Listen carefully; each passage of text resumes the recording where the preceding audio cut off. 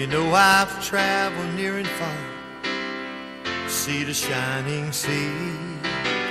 I've seen a lot of places, people that were nice to me. One place that's in my heart, and this is how I feel. I'm talking about my hometown, Fayetteville.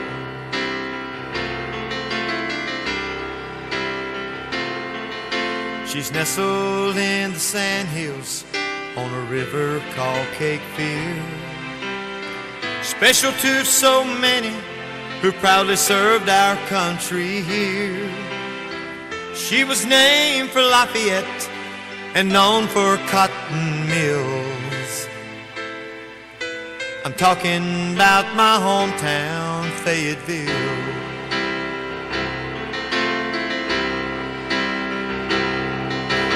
My hometown, Fayetteville.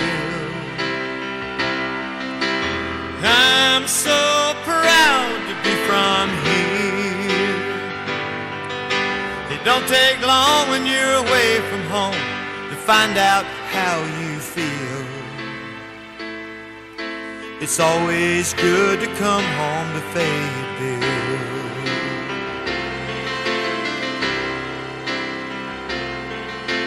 Babe Ruth hit his first one, heard around the world.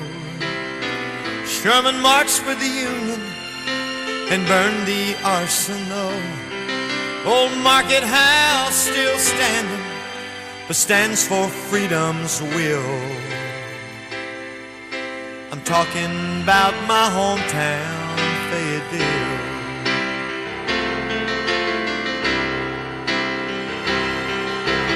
My hometown, Fayetteville.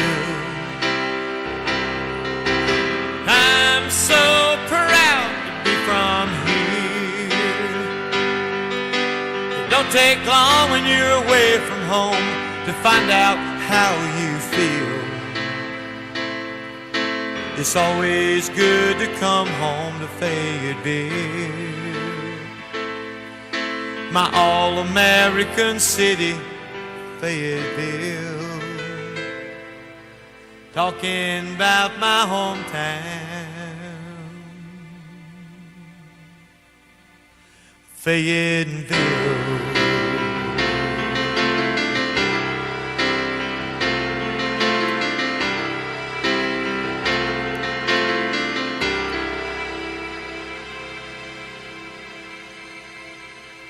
I'd like to call the Monday, January 22nd, 2018 City Council meeting to order.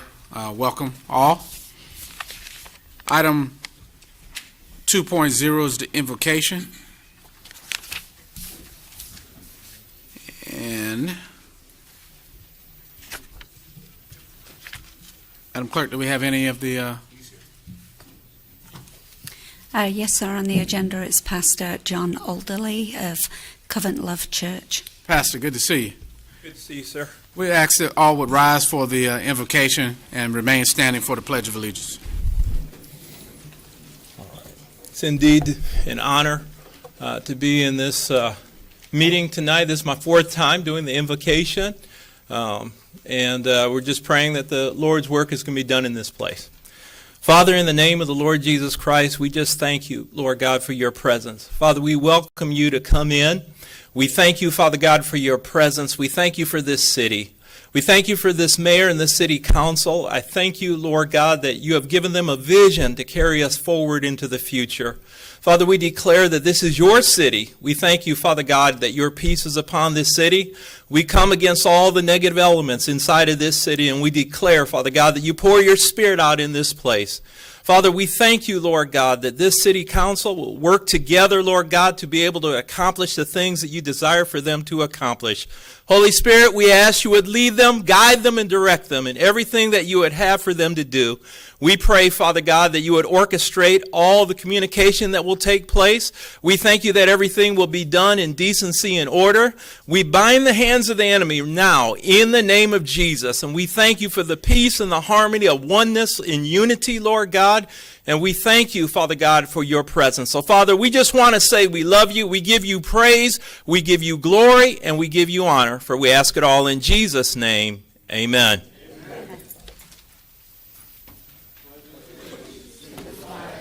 Of the United States of America and to the republic for which stands one nation under God, indivisible, with liberty and justice for all.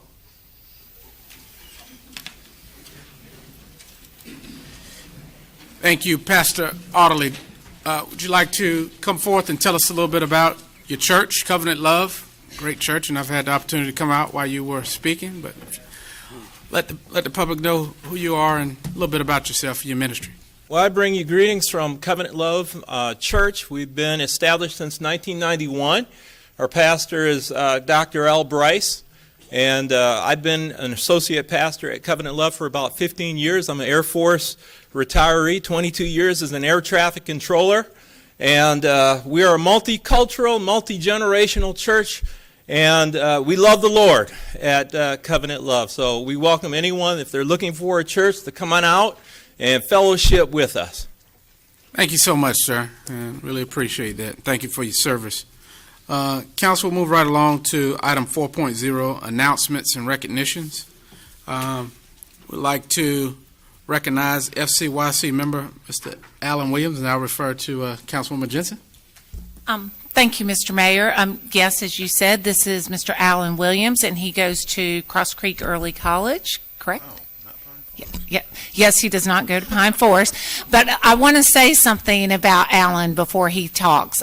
If for anybody that went to the MLK breakfast last Monday, Alan said part of a speech from Martin Luther King, and he did a phenomenal job. And there are times when you sit there at functions and you see people talk and it really hits you and it kind of gets to you. Alan did a phenomenal job, and the other two children that came up did a phenomenal job, and they had everybody speechless, and everybody that was there knew how well that they did. Everybody was speechless during the breakfast. So here is Alan. Thank you. Alan? How are y'all doing today? My name is Alan Williams. I'm from Cumberland Polytechnic Early College. It's no problem. It's a new one. A lot of people get it confused. It's a really long name. But it's a pleasure to serve on this board today. As Ms. Jensen said, last Monday, I spoke at the MLK breakfast. Me, Haiti Montez, Brian Craig, and myself. It was an honor. We got the chance to meet Mayor Roy Cooper, which was an honor. The governor, I'm sorry, Mayor Collin. Maybe one day, right? One day. Yes, sir. Sorry about that. But Governor Cooper, I'm sorry about that. And yes, we would definitely like a meeting with him because Miss Crystal is in love with him. Like Miss Crystal loves him so much. But FCYC, we have 2 awards. We have the most outstanding and we have the most diverse youth council in North Carolina. We have 2 state leaderships, which are Rebecca Mitchell and Constance Woods. And we also have Jordan Claiborne, which holds a national title in FCYC. We recently had an event, Script to Screen, which is for Black History Month. For high school students, it was an outreach program for photography, video making, and our deadlines just ended for that.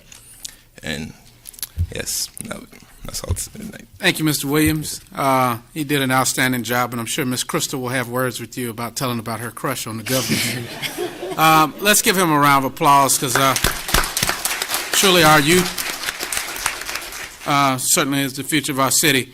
Also, at this time, we'd like to thank and make a special recognition to the city employees from the road crews, the police and fire that worked additional and late hours during the freezing temperatures, working to keep our residents safe. Street maintenance crews began pre-treatments of our roads on Tuesday, January 2nd, until participation began to fall on Wednesday evening. Beginning Wednesday, crews went on 12-hour shifts from 7 a.m. to 7 p.m. to plow and treat the streets with sand and salt mixtures until Friday. The crews responded to calls all over the weekend, treating icy spots from the precipitation. And we'd like to also again thank our utility team at PwC for a great job with managing through the difficulties because of the weather. And at this time, we would like to ask Mr. Victor Sharp to come forward.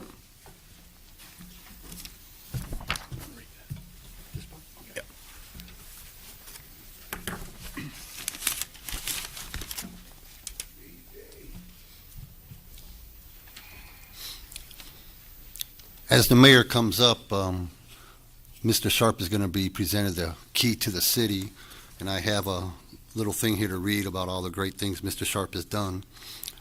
Victor Sharp accepted the post of Planning Services Manager of Fayetteville in 1997. Victor's proven experience in city planning provided invaluable in the formation of the Community Development Department, which he would eventually lead. It was and continues to be a department with the mission of providing opportunities to citizens in need of decent, safe, and affordable housing. To date, Victor has managed the investment of over $35.5 million for the betterment of Fayetteville residents. This includes over 226 loans and grants that have been awarded to small local businesses and the creation and retention of 600-plus jobs by those endeavors. In addition, over 36 sponsorships to students of low to moderate financial means have been awarded under his leadership. Plaque description. On behalf of the Fayetteville City Council, city employees, and citizens of Fayetteville, North Carolina, our city key and seal are proudly presented to Victor D. Sharp. And grateful.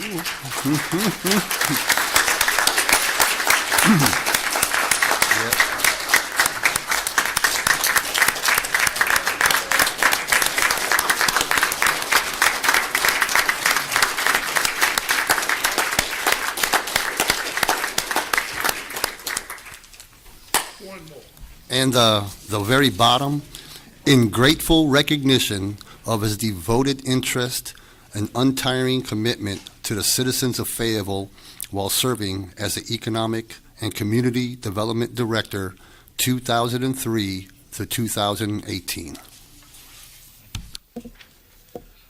Wow, thank you.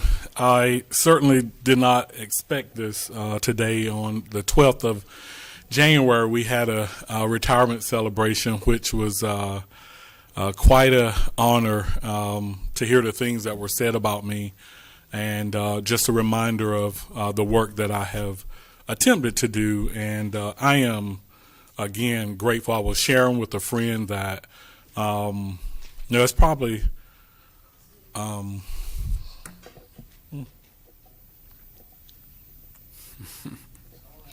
probably one of the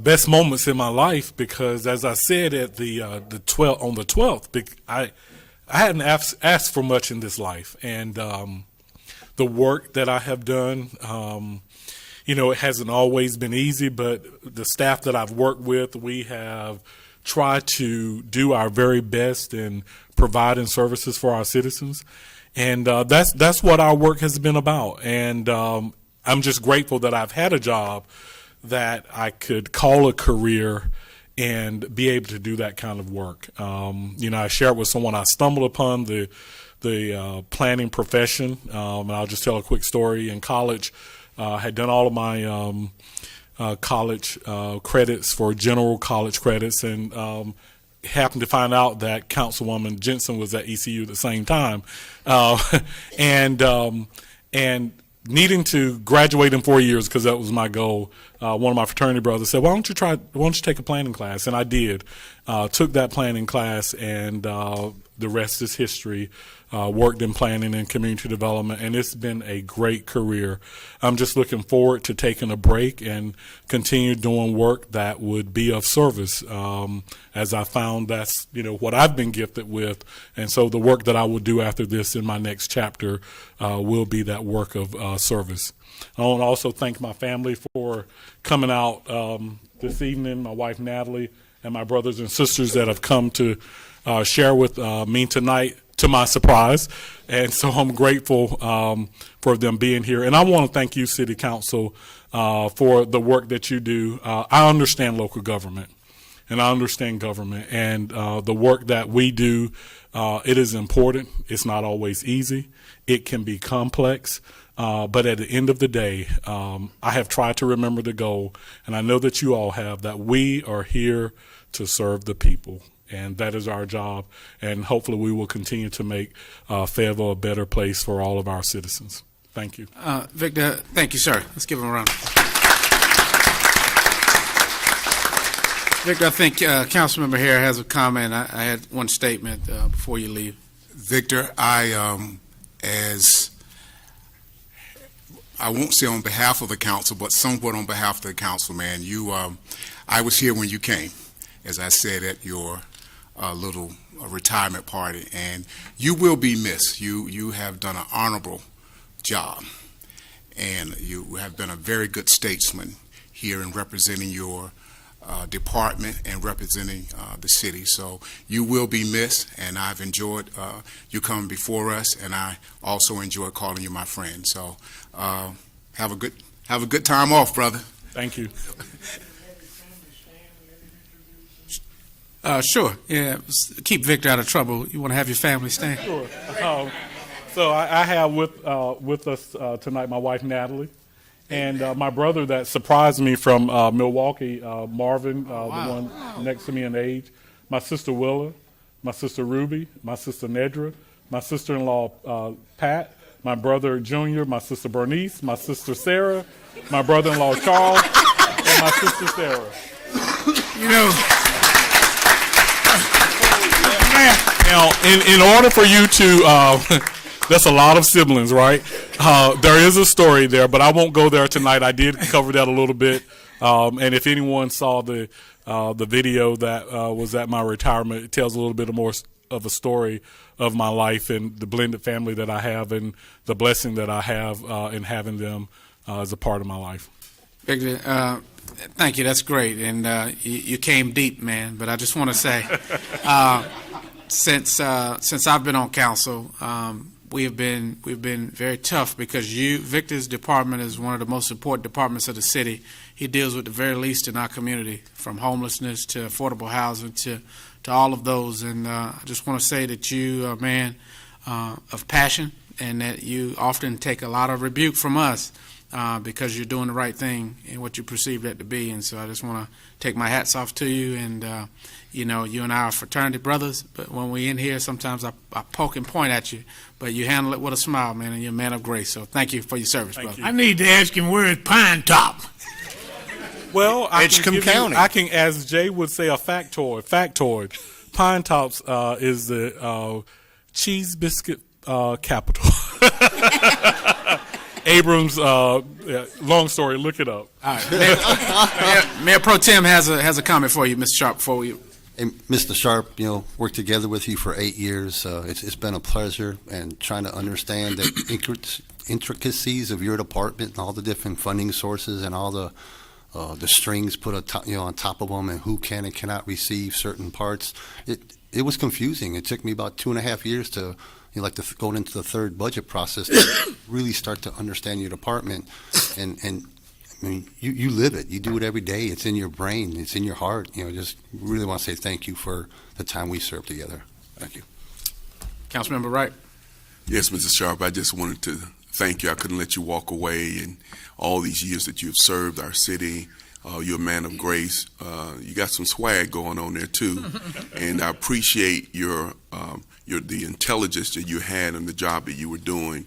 And I just wanted to say thank you for your service. But one thing I like what you're saying, that you're not going to stop after you leave here, but you're going to continue your service for mankind. And I think that's the greatest thing that we all can do, is serve. And so just want to thank you for your service. You're not an old man. And if you go sit down, you're going to get older quick. So you got to stay active and stay out in the community. And the gift that you are to our community, we appreciate you. And you will be missed. Thank you. Councilwoman Jensen. Okay, Victor, just like it happened at your retirement party, everybody started talking, so I felt like I had become part of the party. The only thing that I did want to say exactly what I said at your retirement party, I just want to thank you for all your class and your grace that you have shown to us in the past 4 years that I have been on council. And I guess a great testament is if Councilmember Moan, if it takes him 2.5 years to figure out what you do, all of us up here, it's going to take a lot longer because he can go deep into it. But you explained it to us very well with class and grace, and thank you. Thank you. Thank you. Council, that's it. Councilman, good. Congratulations.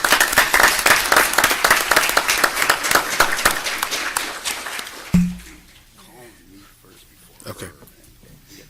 Council, as we move forward to item 5.0, it's the approval of the agenda. Can we have a motion to approve? Motion to approve. Have a motion to approve by Mayor Pro Tem Moan, second by Councilmember Wright. Any discussion on the motion? I move that we approve the consent agenda with the... Yeah. So that'll come on the next... Oh, I'm not there yet? We're not there yet? Not quite. But I'll circle right back to you. Yes, ma'am, Madam Attorney. Mr. Mayor, we did need to add an item to the agenda. During the consent phase is what I was thinking. Did you need it It during is a part of the approval of the agenda. So you would add the item under the consent agenda? Okay. All right. So, Mayor Pro Tem, would you amend your motion to reflect the... Yes, I'd like to approve the agenda with the addition of item 6.07, which is basically where staff allows or recommends council to move to authorize the city to provide legal representation for 2 police officers. I second that. Okay, so it has been amended, as stated by Mayor Pro Tem Moan, to add item 6.07 to the consent agenda. It was seconded by Councilmember Wright. Any discussion on the motion? Council will ask for your vote. Madam Clerk, that's unanimous. Item 6.0 is the consent agenda. Councilwoman Waddell? I'm going to get it right, y'all. I move that we approve the consent agenda with the exception of item 6.03 and that be pulled for discussion. Thank you. There's a motion by Councilwoman Waddell to approve the consent agenda with the exception of item 6.03. Second. There's a second by Councilmember Art. Any discussion on the motion? Council, I ask for your vote. Madam Clerk, that's unanimous. Councilwoman Waddell, I'll go to you for action on item 6.03. Okay, so I received a call in regards to 6.03, and I'd like for us to clarify, as Mr. Crisp says, for the purposes of our viewing audience, I'd like for us to clarify and provide a little bit more information. So when we're talking about the amendment, the question that was posed to me was, is there an oversight? So I'd like to see if we can have someone from staff come up and explain the oversight that we have in relation to how the money will be handled and what will happen if there's an issue with how the money is handled. Mr. Sharp, you back already? So this item couldn't just stay on consent and get passed, but that's okay. Not getting off that That's easy, okay. my friend. Thank you. Thank you for allowing me to work tonight. Thank you, Councilwoman Waddell. And so one of the, and I'm going to just detour a little bit. So when we have organizations, partners, nonprofit agencies that we fund, we are required to, by HUD, in our providing outside funding to agencies to monitor them. So on an annual basis, our staff go out and they monitor their files, they monitor the spending, and all of that. They check the beneficiaries that receive the funds. And so anytime we are in a partnership with the organization, that is something that we do on a regular basis. Organizations, as they are spending funds, it's on a reimbursement basis. And so whenever a payment is submitted to us, we, of course, check that information at that time as well prior to reimbursing them for the funds that they've spent. Now, also, just based on other conversations, whenever we have organizations that we work with, it's only those funds that we have oversight on that we're going to be able to have a say in terms of organizations' activities. And so from that perspective, whenever we have a project, we make sure that the dollars that we have oversight over, that we monitor them and make sure they're spent well. If there are issues, we address them. Is there a follow-up to that, Councilwoman Waddell? Did that answer the question? That does. I do want to just make sure that I'm clear, though. So what you're saying to me is there's not a check that's issued and then it's just out there and they use it as they wish. The work is completed and then they submit for reimbursement.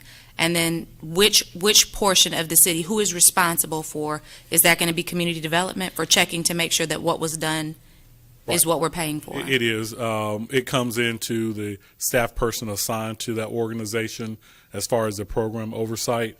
They review it, and then the director, myself, sign off on that. But all of the work is based on what our contractual agreement is for. So in all of our agreements, we have a scope of services that says they're going to do ABC, and so the projects they're working on, it has to be ABC, and we make sure that they are doing that in accordance to the scope of services. And we have a couple of follow-up questions. And just before we do that, we're operating under the assumption that some of the listening audience or the viewing audience knows the specifics of this. Item 6.3 was an amendment to the Community Housing Development Organization, or CHODO's project for Habitat for Humanity in the Oak Ridge Estate and single affordable housing to reallocate funds for the construction of 10 houses on B Street target area. So, and that is the subject matter of what we're talking about. Councilmember Williams and then Chris. Thank you, Mayor. Thank you, Mayor. Mr. Sharp, good to talk with you again. I understand that the way the funding works is we don't fund a whole project. It's a percentage and a breakdown. Is that kind of how it works? That is. So, for instance, the item that you have before you tonight to construct individual single-family affordable housing, our portion is $36,500. Habitat uses funds also from North Carolina Housing Finance Agency, as well as some of their own funds that would make the total cost of a house that will be constructed in the tune of approximately $90,000. So our funds are just a portion of that. Some of it may be dollars that have been donated. Of course, some of that is volunteer work and sweat equity that the homeowner puts in that house. So our 36.5 typically is what we do, is about a third of the funding that goes into the construction of one of those homes. Thank you, Mr. Sharp. Mr. Williams, were you satisfied with that? Councilmember Chris. Mr. Sharp, let me see if I can put this in layman tongue. We're going to take some money back from Habitat and Humanity on the Oak Ridge Estates project, right? Yes, sir. How much money are we taking back? Well, we're going to kind of move it around. I would say move it around is a better term. We're going to take it back and move it somewhere else. Yes, sir. So take it back first, and then we'll figure about moving. Correct. So of the $400,000 that is funded in our action plan for them this year, $255,500 will be used to build 7 houses in the B Street area. Okay. And the additional funding will stay for the Oak Ridge estates to build 4 additional houses there. You said 7 houses, but our package said 10 houses in the B Street area. And I knew somebody would catch that math. Yeah. So this is what we did when we had to trim our budget this year, and we rounded it to 400,000, and so we had to go from 10 to 7.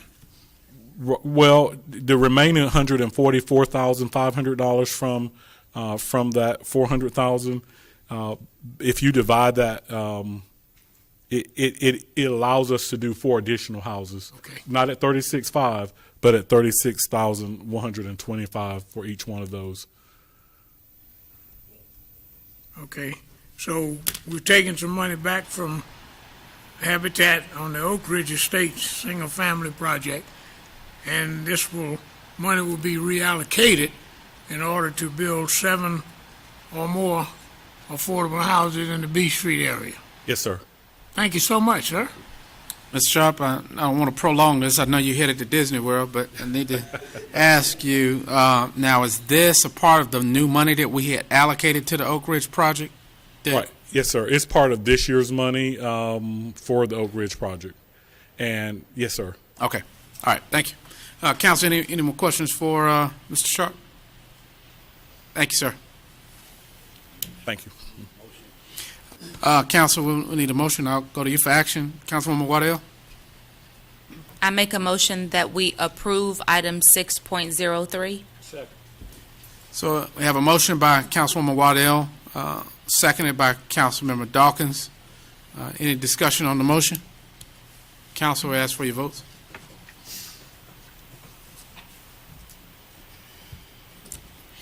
Madam Clerk, that's unanimous.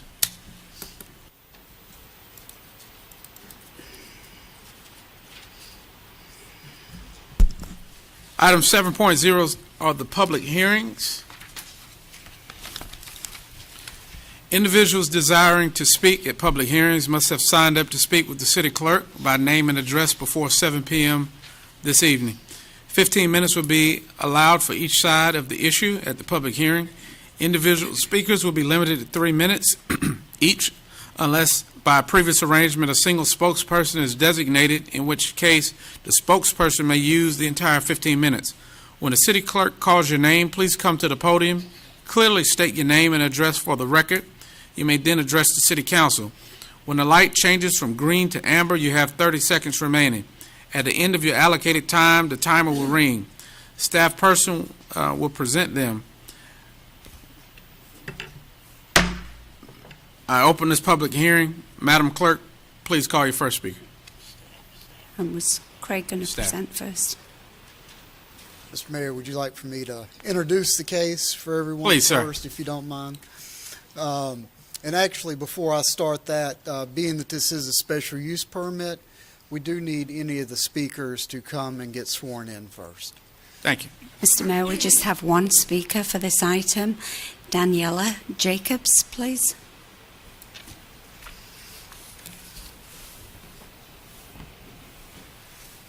Okay, if you would raise your right hand, please.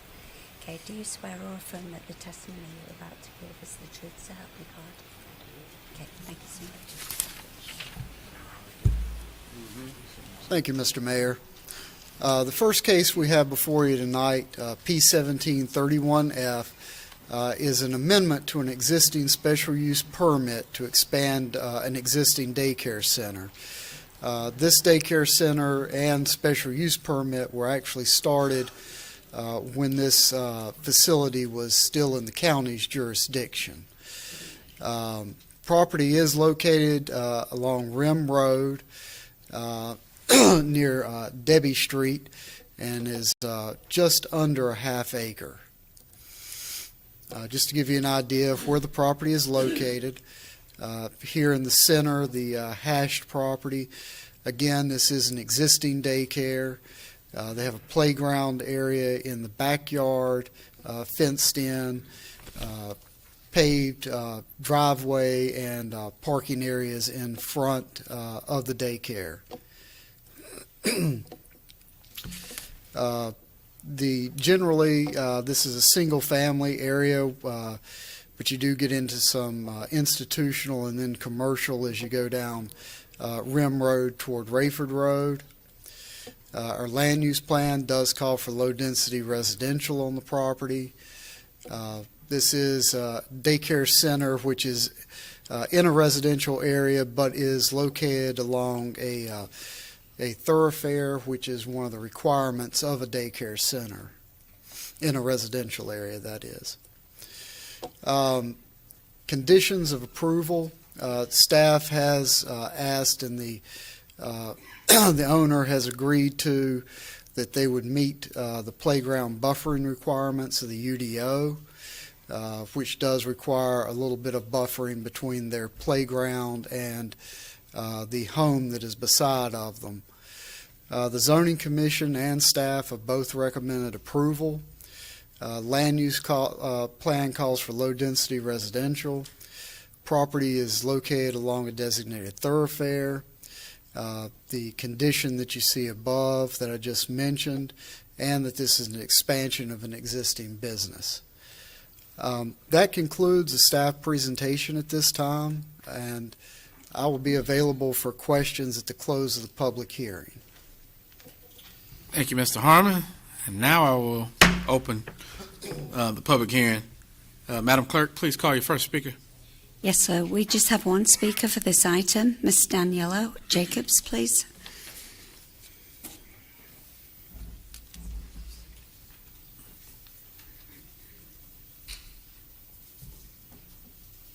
Welcome. Good afternoon. Can you state your name and your address for us? Daniela Jacobs Daniels at 2115 Rim Road. I'm here on behalf of the daycare center. When I spoke to the special use permit, I just talked to them about we have several families that we have. Currently, we have 39 we would like to add an additional space for our infant room and toddler room to continue to provide services for our families that we have. Thank you, ma'am. May we have no further speakers? At this time, we will close the public hearing. Questions of Mr. Harmon? Ma'am, how long have you been in business there on Rim Road? 2005. 2005. You haven't done any expansion since then? This is your first expansion? We expanded the after-school room on the right side of the daycare before. Okay. How business going? It's going good. All right. Overflowing. All right, good. All right, thank you. Thank you, counsel. Any further questions for Ms. Daniela? Councilwoman Jensen? I looked in the packet and I might have missed it. Are you open 24 hours a day? We have a license for 24 hours, but currently we're only operating the first shift. Okay, and the first shift is From 6 to 6. 6 to 6. Okay, thank you. And how many children do you have? 39 currently. 39, so you're looking to have 10 about more. 10 more, 49. And how big is the house?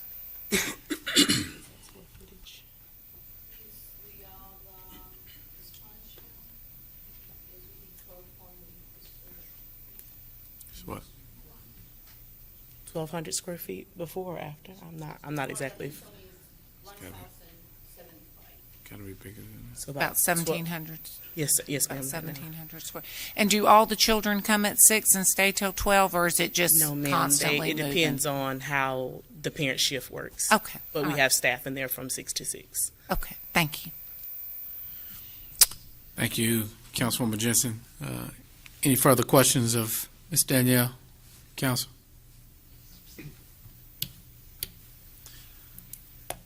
Thank you, ma'am.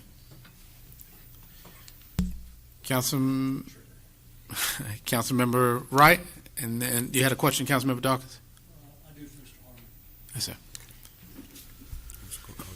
Mr. Harmon, it looks like the streets around this area are these blue signs, are they private streets, or are they, or the color's different, are they? Several of them around that area are private streets, Okay. yes. As you can see kind of on there, a lot of them are the soil streets. They're dirt streets, Yes. and then we don't have any curb and gutter, and I don't guess, is there any plans to upgrade Rim Road there? I know we're going to build down Rim Road with the senior center, but that's much further down. I didn't know if there was a long range. I don't believe that there's any plans at this point to do any type of road improvements or widening on that particular section of Rim. Thank you. Thank you. Councilmember Wright.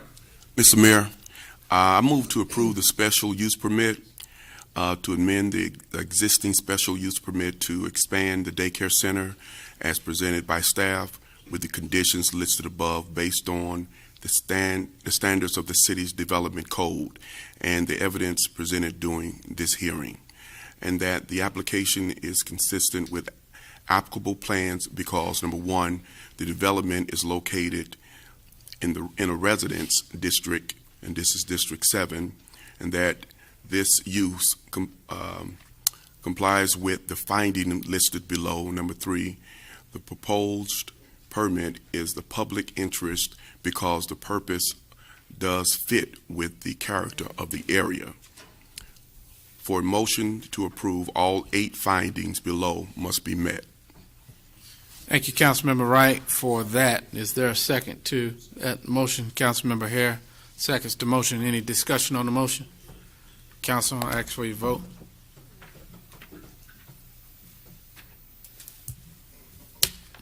Madam Clerk, that's unanimous.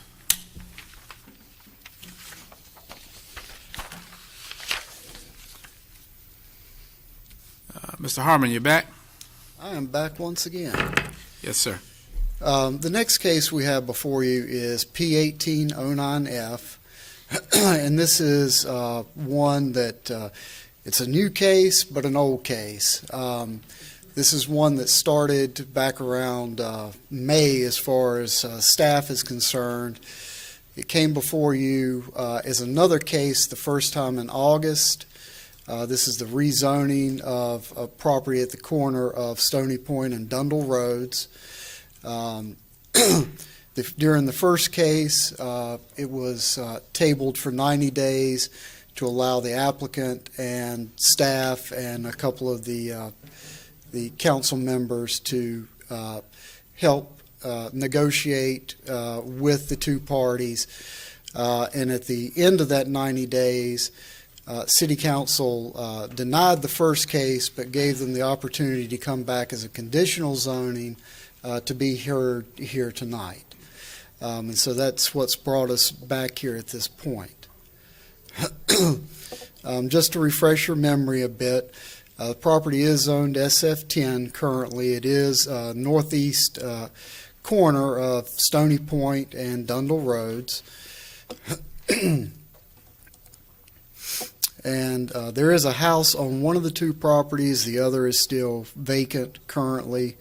And as you can see, it's in an area where it's mostly single-family residential at this point in time. Our land use plan, however, does call for single-family residential throughout this area. But, as you all know, here in the near future, we have the 295 corridor coming through. And so, excuse me, this particular property is located right about where the arrow is.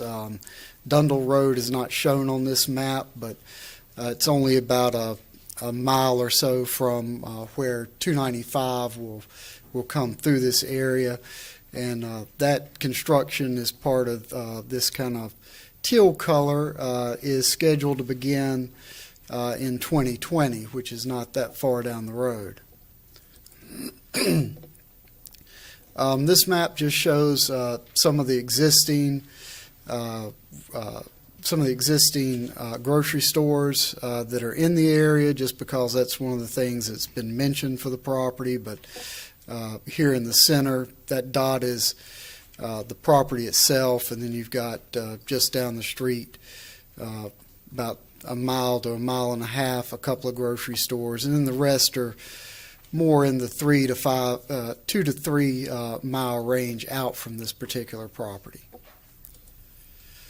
This is the existing house on part of the property, and there in the foreground, or the background, I'm sorry, this picture is the undeveloped portion of this property. This is here to your left, basically, is undeveloped property, catty cornered across the street. And then this is the only, well, probably the biggest commercial thing that's in this area currently, which is across the street from this property. What you also can't see from here because of the tree line is on the other side of this convenience store is a pet oasis.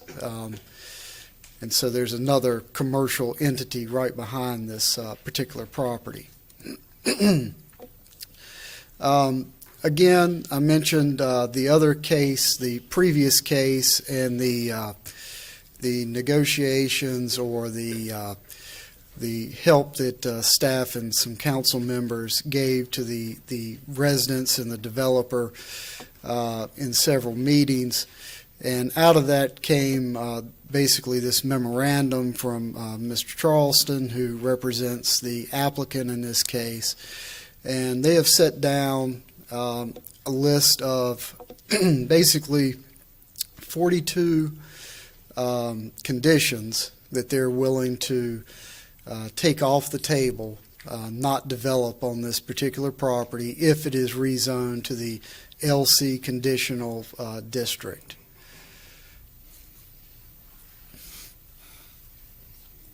And we can go back to those if anybody needs to see them more than that. At some Harmon, is it point. 41 or 42? There are 42 complete conditions. There's one of the conditions is, let me go back and I'll show you why.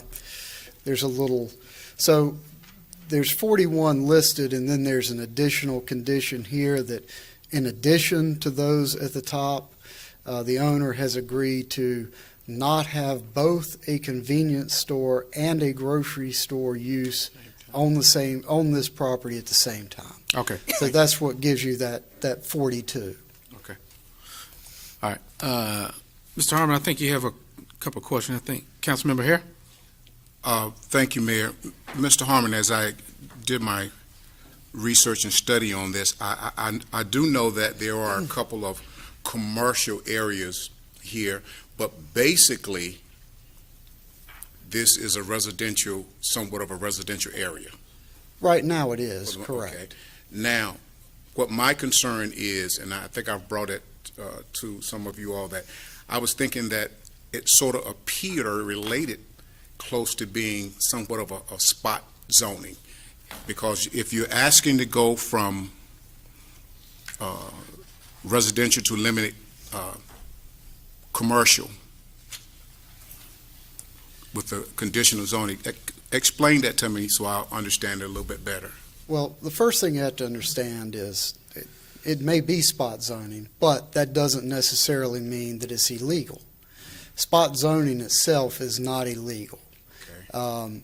As long as what you're looking at goes along with future plans of the city and falls in line with what what the city council thinks should happen in that area, then it probably is not spot zoning then. Okay. Or So- illegal spot zoning. So my follow-up then, and I understand that and I accept that. So with the conditions that the 41 or 42 conditions that are going to be set with the property, Yes. and I'm assuming that the client and the representatives have kind of gotten together with the stakeholders out there to include the residents. Does those conditions, let's say if this property is sold, does those conditions that are going to be listed here go with the sale of the property? Yes, the only way, if this is approved tonight, the only way for those conditions to be changed in the future would be for some future owner or the current owner to come back to the city council and have it rezoned once again. So once it's rezoned, that will stay that zoning no matter who the owner is. Okay. Thank you. Okay. Thank you, Councilmember Hare. Any further questions of staff? Councilmember Dawkins.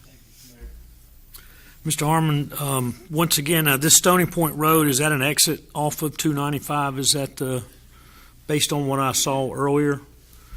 Is there going to be an exit off of 295 or no? I do not believe that right at Stony Point will be an exit, but there will be one, I believe, right here just to the north of it. Okay. All right. Thank you. Thank you. Thank you, Councilmember Dawkins. Councilwoman Waddell. Mr. Harmon, you indicated that it's legal as long as it does not contradict the plans that the city has for that area, right? Correct. So when we're looking at it, is the land use overlay plan for that area currently congruent with commercial property? The land use plan itself is not, but our 2030 plan, which is another of our comprehensive plans, I believe is, because it talks about having the infrastructure and things of that nature in place in areas like that for development to take place. And some of those are stated in your staff report. The other thing with this is once you look at this area, and if you decide that 2030 plan and the way that it talks about, it's not a map plan, it's more of policies, and tells you through policies where things or how things should develop. And if you look at that and decide that, then your action tonight will actually also change any other comprehensive plans that we have.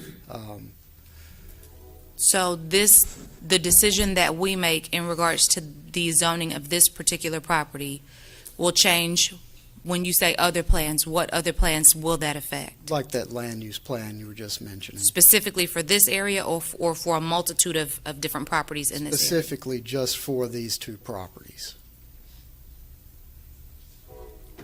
Thank you. Thank you, Councilman Waddell. Any other questions of staff before we open public hearing? Yes, sir. Councilmember Art, and Crisp, and then Art. Well, I can very well answer Councilmember Dawkins' question. There will be an exit off of that 295 there because there's a lot of things happening. They're closing Century Circle, and school buses won't be able to go off of Strickland Bridge Road up to the schools. They'll have to come down to Stony Point and go back up to Century Circle to go in. The close proximity of that 295 is obviously going to change the dynamics of that whole area in terms of expansion, in terms of growth and development. It's just, I guess you can call it expansion of progress catching up with us. I'm not happy about it, but it is what it is. Thank you. Thank you, Dean Crisp. Councilman Art. Thank you, Mr. Mayor. Mr. Harmon, I want to piggyback off of something that my colleague said.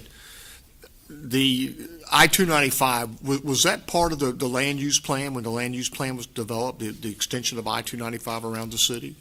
There were some of that. There were nodes, commercial nodes, but most of those were just directly at interchanges. It really didn't focus in on what impact that might have on areas outside of just those small nodes right around the interchanges. So I guess the leading question is, knowing that and based on the comments that have been made tonight, moving forward, what's the city doing to go and address these land use requirements? Because we know, as we've seen in North Fayetteville and Ramsey Street, Murchison Road, Bragg Boulevard, the impact that I-295 is going to have on that community. Oh, absolutely. Absolutely. This is one of the areas that, if that's where council directs us, will be one of the areas that we start studying, as we're trying to update our land use plan. And so the recommendation that you make tonight, the approval of the rezoning to limited commercial conditional zoning with the conditions, the 42 conditions that you have provided tonight, you consider that to be a win-win for everybody? I consider. Do we need to open the public hearing? I'll hold my question, Mr. Mayor. Thank you. Thank you. Thank you, Mr. Harmon. At this time, we'll open the public hearing for item 7.02. Madam Clerk, you call your first speaker. Yes, sir. We have 4 speakers this evening for this item. Our first speaker is Mr. Jonathan Charleston. Mr. Charleston, how are you? I am fine, Mr. Mayor. Madam Clerk, I think there are 2 other speakers in support, and they yes, sir. Are yielding their time to me, if that's okay. That's fine. Mr. Charleston, can you state your name and your address? And council, we ask that if we would hold our questions to the end of the speakers, okay? Great, thank you. Mr. Mayor, members of City Council, my name is Jonathan Charleston. I represent the applicant in this case, Hassie Burns. Ms. Burns is here tonight with Jim Cooper, who is a decorated war veteran pilot in the United States Air Force and a lawyer in this community. And but in any event, my address is 201 Hay Street, which is right here in downtown Fayetteville. I'd like to kind of abbreviate the presentation because you all have heard this before, so I'm going to hit a couple of points that I think are important.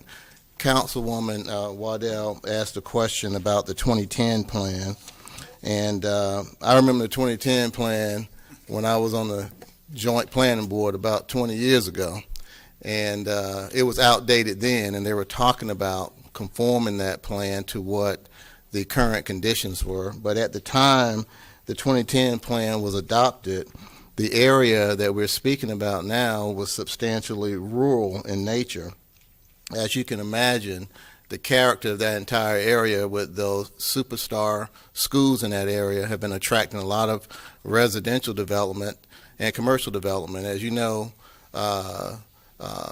residential development follows good schools. And when you have residential development, you have commercial development that follows that because folks are looking for convenience. Imagine that if you just had a 2-lane highway out there and folks had to travel all that development to come back into town to shop. So that what you're going to find increasingly with the pressures coming from Interstate 295 that is coming through there, you're going to find a lot of development around those interchanges, just as you've seen in North Fayetteville, as you're seeing on Murchison Road, whipping around the city. It's the nature of what's happening out there. But what I will say is that my client, Hossie Burns and her family, have on numerous occasions over the last 8 years since 2009 attempted to have this property rezoned from residential R10 to a commercial use. And tonight, we are requesting that that the property be rezoned commercial. But this time, I think what's very interesting is the collaborative way we're back before City Council. Due to the hard work of this council, I mean the previous council, and in particular council persons Crisp and Jensen, the community came together, met with the planning staff, the property owners, the adjacent property owners, and this 42 items that are excluded as development opportunities was determined in collaboration. We sat around a table and we went down a list of things that could be developed in this particular zoning classification, and we discussed each one, what the objections that the adjacent property owners had, and the concerns that the staff had, and we worked through all of that. So what you see tonight in the memo that was presented, those 42 things that Ms. Burns has decided not to use her property for, is the result of a very collaborative effort. And so if you recall, if you've been made privy to it, the prior council suggested that we go back and try to work it out, and then come back to this council with something that the parties were able to consent to. And so we think that we've done that in a very, very collaborative way. And all I can say at this point is that it would simply be a reasonable thing at this point to zone this property, rezone it, pursuant to what the applicant requested. The surrounding uses are residential, but they're increasingly becoming commercial. There are actually commercial uses directly across the street from this property. I might also add that what you've heard over the years is that rezoning this particular site to commercial uses would have an adverse impact on the adjacent property owners. Well, those impacts are happening. And at some point in time, you've got to decide, are we going to have one property owner shoulder the burden of an increasingly changing area? And that one property owner, at least for the last 8 years, has been Ms. Burns. But the good news is, folks, that the parties, through the negotiation, through the collaboration, I think have come up with a very good plan to rezone this area. The uses are limited. The neighbors know exactly what can come in that area and exactly what's excluded from coming to that area. And I know each of you all have read those 42, so I won't name them. But I would simply ask tonight that I be allowed to reserve the remainder of my time. And I spoke to the city attorney. She said we can do that. I know there's opposition. Ms. Liebers is here to speak tonight, so I'd like to reserve my time to provide further information after Ms. Liebers has had an opportunity to make her presentation to council. So, Mr. Charleston, you're proposing to allow the other side to speak and then come back at the end? Yes. Okay. Mhm. All right. And Council, I'm okay with that. So will leave us about 9 minutes remaining. Is that right, Madam Clerk? Yes. Ms. Liebert, can you come forth, please?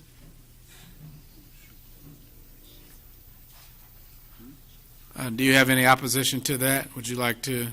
That's fine, but I was told I only had 3 minutes to speak, but there's no one else here to speak in opposition. Is it still going to be just 3 minutes? In the 15 minutes?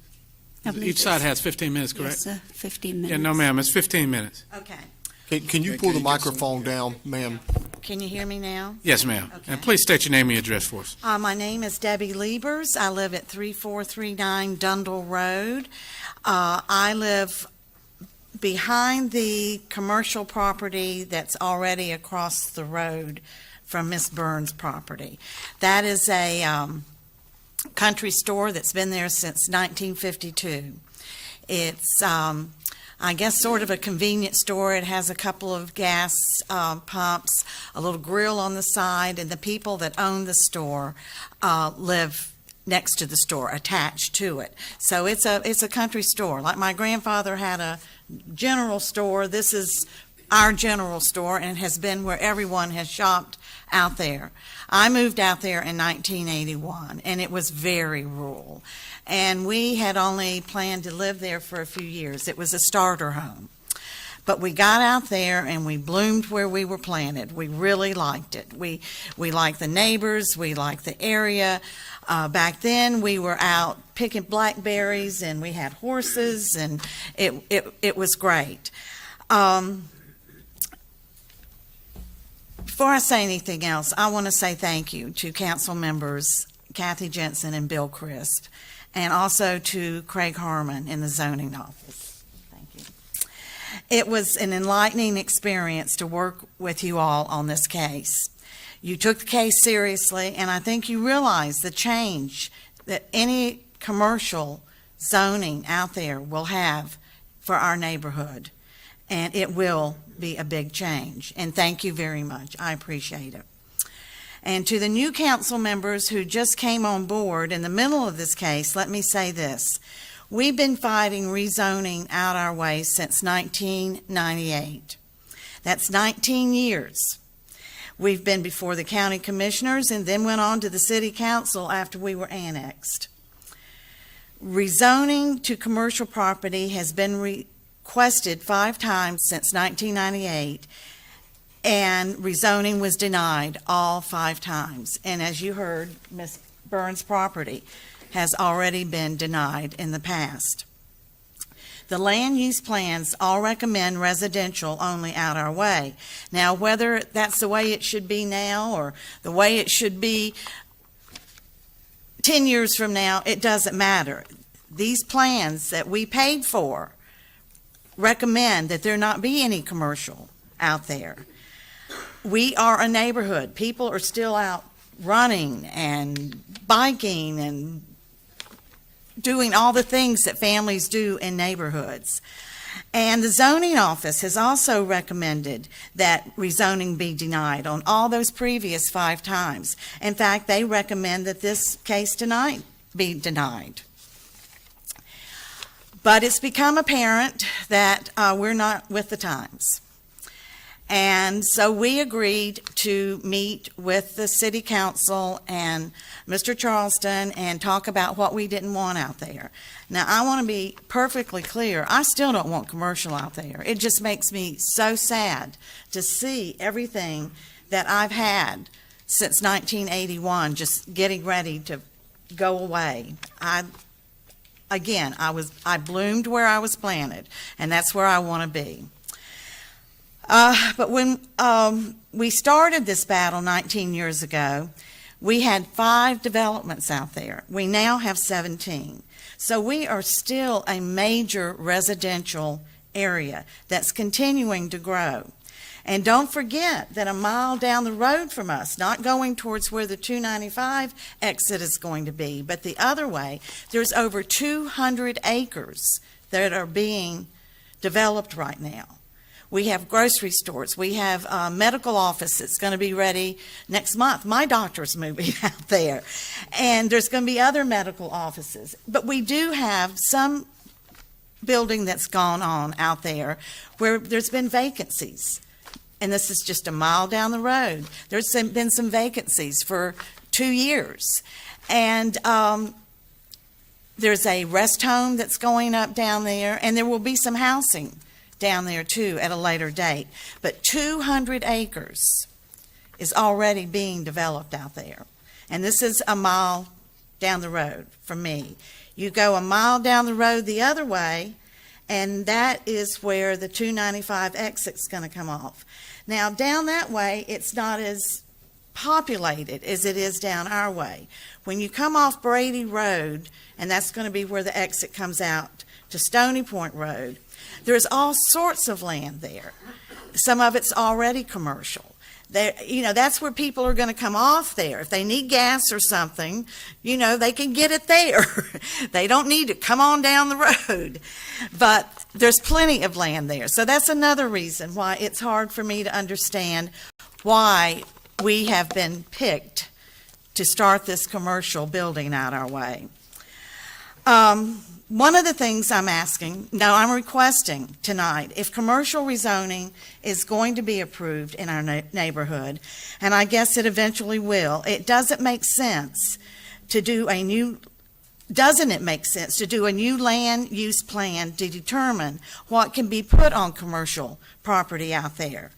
Because if not, every time somebody tries to rezone to commercial, we're going to go through this again about what can be on the land. And it shouldn't be that way. It should be the same way for anything that goes up out there, whether it goes up this month or 6 months from now or 6 years from now, because we're still going to be a neighborhood.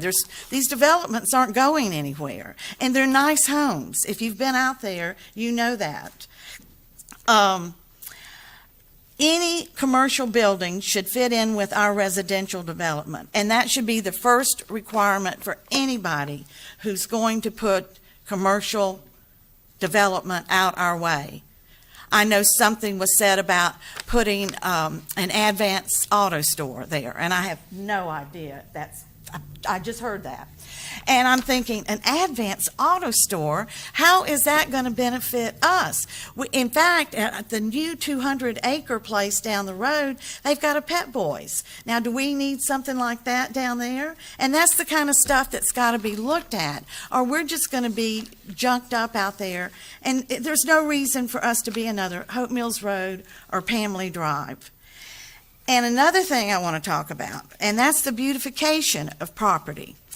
Now, anything that goes on out there, this is something that we've all talked about and we're very concerned about. We know there are beautification laws or regulations, and we're going to be watching and making sure that the regulations are followed.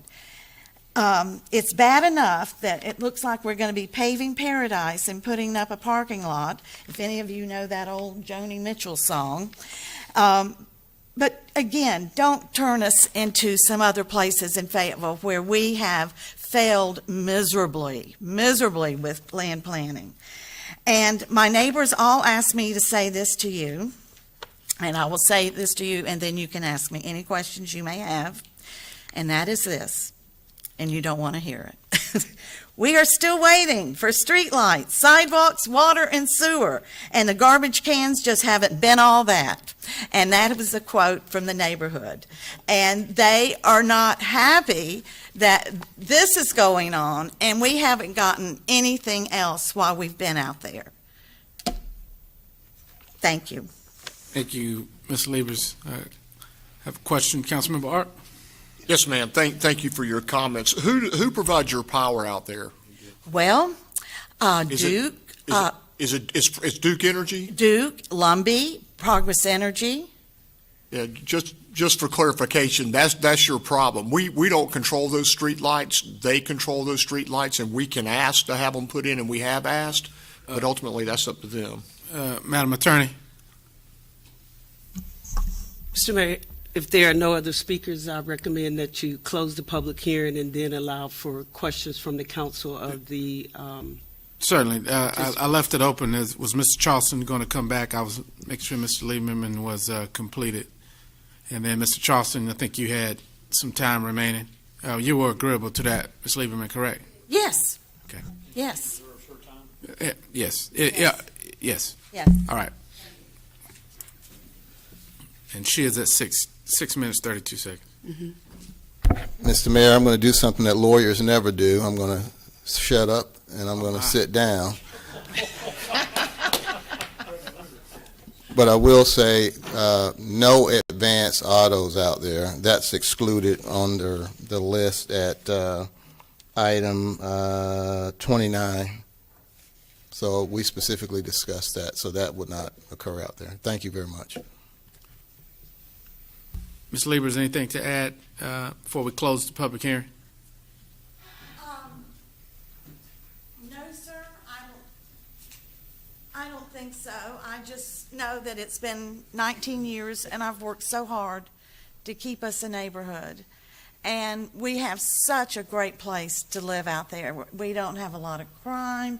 Commercial does bring crime. We all know that. That's just the way it is.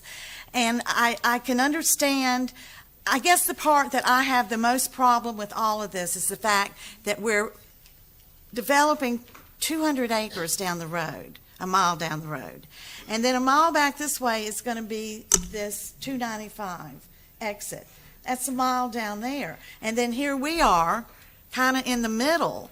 And again, I don't understand why we keep saying that we've got to do this rezoning right around me, because there's more property down the road.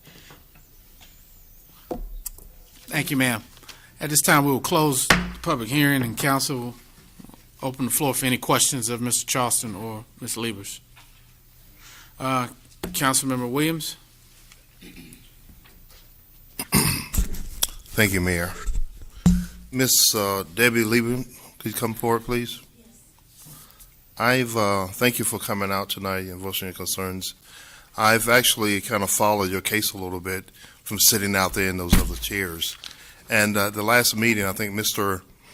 Burns expressed that they would meet and got together and talk to the other councilmen. And you said that you would kind of work with them and try to make sure that the things that can be developed could not be developed, and you'll be okay if they could work that out? I said that we would meet. We were never told that we had to come up with something. If we didn't come up with something, we would come back before you all.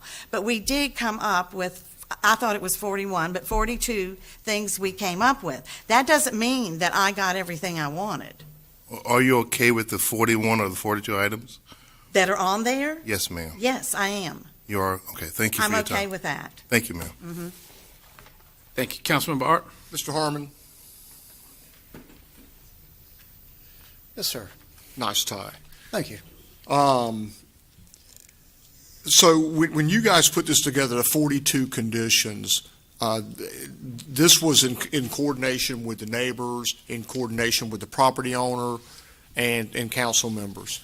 Yeah, we actually, when those were put together, basically, we had a meeting across the hall in the Lafayette room with all of those parties together, and basically took the use table in the UDO and went through item by item of the things that were allowed in the limited commercial district, and kind of, is this side willing to keep? Is this side willing to throw out? And going back and forth with that all the way down the list till we got to the end of everything that was allowed in that district. And Mr. Harmon, this is not an unusual practice. Rather, this is a pretty standard practice. We've done this with several neighborhoods. Yeah, correct. And so the intent of the previous council was to make sure that the property owners had a voice in the development that was going to go in? As a member of the previous council, I think. No, but I'm just because we have new council members. I hate to say what their intent was, but from the staff's point of view, I think that's what we would take from that. And then based on your experience in working with other neighborhoods, do you consider this to be as close to a win-win as we can come up with? I thought it was a win-win. Seemed to be, you're never going to make everyone completely happy. I'm sure the developer gave up some things that they wish they were keeping, and I'm sure there's some things that some of the neighbors wished were added to that list that are not. So, but all in all, I think it was a good process and basically a win-win for community and developer. Okay, thank you, Mr. Harmer. Thank you, Councilmember Art. Councilwoman Waddell? Thank you, Mayor Colvin. Mr. Harmon, if you just stay right there for me. Thank you, sir. Has there been any discussion of a land use overlay being completed along the areas that are along that 295 corridor? We haven't looked at overlays and really haven't looked at just following that corridor. We're looking at areas throughout the city to update their land use plan. So it's not just those corridors, but everywhere. And it would probably be just an update to the plan instead of some type of overlay for those particular interchanges or something. Okay, and the reason that I'm asking is because we are referring to a land use plan that a lot of people are calling quite antiquated and maybe out of touch with where we are today in 2017. And I remember, much like Councilman Williams, I've followed this from the seats on that side. And I thought that I remembered, I don't remember if it was Councilman Deviere or Councilman Moan, maybe you can help me, but I thought that there had been some discussion at some point of taking a look at these interchanges that are going to be off of 295 and coming up with a plan, because my question is, this is my question. My question is, are we allowing these conditional zonings or these zoning requests to dictate what these areas are going to become, as opposed to us taking the time to create a plan so that we can carefully manage the growth of our city? Mr. Mayor? Mr. Newton? Yes, sir. As the director of the department, let me go ahead and answer your question. The specific one you just asked, as we look at parcel specific, that does have an implication on the overall, but we are looking at the overall also. The 150 or 146, 147 square miles in this city, there's a lot of territory to look at. We will be sharing with you at your February work session our overview based off of what we've heard over the past several months of areas to look at. So the outer loop and everything that needs to be looked at, that is going to be one of many items to be discussed at the work session. So, can I follow up? Sure. Okay, so Mr. Newton, in your professional opinion, is this consistent with what you're seeing needed along that corridor in this area? This specific one that's in front of you, I believe, is consistent with what you will be seeing in the future. There ought to be certain spots where you have limited commercial at a neighborhood scale, where it's focused to service just a small area. That's what you've seen. And thank you, Mr. Newton. You're welcome. Thank you, Councilmember Waddell. Councilmember Wright. Yes, Mr. Harmon, you mentioned about a 2030 plan. Yes, sir. Can you explain that a little bit as far as this area is concerned? And I know we're talking about the 295 corridor coming down, so we're talking about expansion and growth for the future of the city. And so can you explain that a little bit? Yeah, for us? the 2030 growth is called the 2030 Growth Vision Plan. And unlike the land use plan that you see the pretty map of every time that I get up here, it's not a map-driven plan. It's a policy-driven plan. And so it's not this area of the city should be this area of the city should be that. It's more of, is this area of the city, is it time for this area of the city to develop? Is the infrastructure in place? Are the school systems? It looks at more, like I said, more general from the policy standpoint of these are, factors you should look at to determine if an area is ready to develop.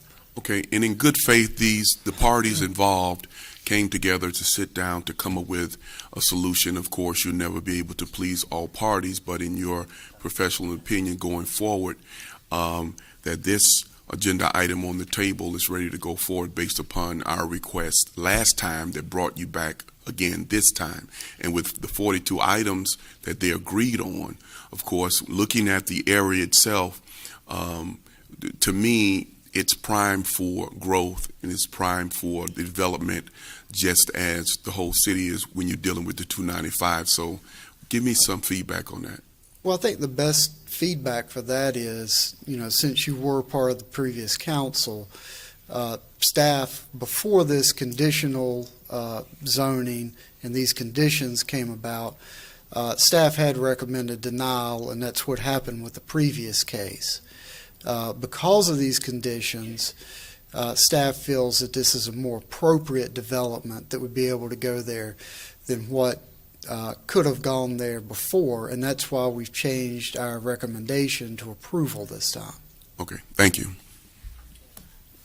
All right, council, we need action. Look to you for action. Councilmember Chris. Mr. Mayor, I am prepared to make a motion.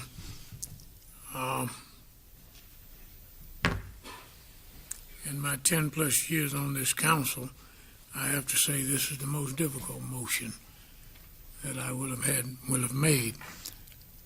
But council directed Mrs. Jensen and I to go, and Mrs. Liebers and Mr. Charleston and all, and Mr. Newton, and we went to the table and we worked an agreement. And because of that, I'm prepared to stand on the agreement that we have worked out. In that vein, then, I move to approve the rezoning to LC/CZ, or that is to say, Limited Commercial Conditional Zoning District, as presented by the staff, with the attached November 27, 2017 memorandum and the 42 conditions for exclusion listed in the application.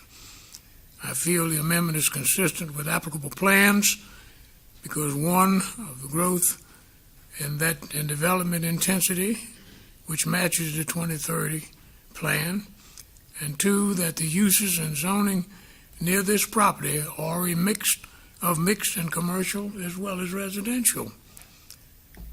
And I think this action serves as a modification of the city's comprehensive plans for this area. That is my motion. Motion to Thank you, Councilmember Chris. I have a motion by Councilmember Chris, seconded by Councilmember Jensen.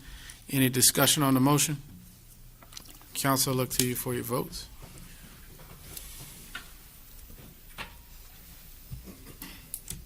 Madam Clerk, that's unanimous, 10-0. Moving along to item 7.03.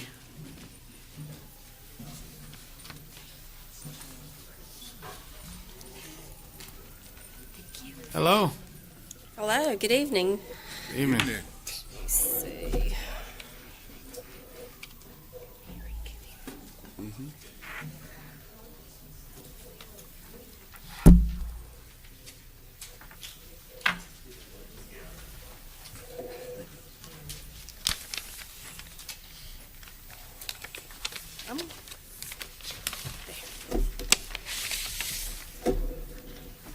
This item before you this evening is an appeal of the Planning Commission's decision to deny a neighborhood compatibility permit. Maurice Grady requested a neighborhood compatibility permit to allow a 2-axle enclosed trailer to be parked in the front yard at 791 Hedgelon Way. The code indicates that multi-axle trailers should be parked in the rear yard unless a neighborhood compatibility permit is approved, which would then allow it to be parked in the front or side yards. The property in question is zoned SF6 at Hedgelon Way. It is a 0 lot line duplex community where garages are not provided at the duplexes. This is a picture showing the right side of the property, I believe. As you can see, it's very tight. There's not a lot of room to access to the rear of the property. And then this is on the left side of the property. There's a large tree and there's some utility boxes. The Planning Commission did meet and hear this case in November After hearing staff's recommendation to approve, they heard from the applicant and from individuals in opposition, and they voted 5-2 to deny the request. Mr. Grady then appealed that to City Council, which is what the code allows. There are 3 items that must be considered in determining if a neighborhood compatibility permit should be approved. That is the extent to which the request deviates from the code, the extent that the request promotes city goals for neighborhood compatibility, adaptive reuse, and high-quality development, and the degree to which the request effectively addresses the issues and constraints unique to the property, such as topography, access, and property utilization. That's just indicating the Planning Commission's recommended or vote to deny, and this slide indicates that if the council does decide to approve the request, you can place conditions on it, and one condition may be to require that the trailer continue to be parked closest to the residents to be less intrusive to ingress and egress to the adjacent properties. After hearing from anyone who's signed up to speak in favor and opposition and closing the public hearing, staff is available for questions. Thank you, Madam. That we will open the public hearing. Madam Clerk, please call your first speaker. Mayor, we have 3 speakers for this item. 1 speaker in 4. Our first speaker is Mr. Morris Grady.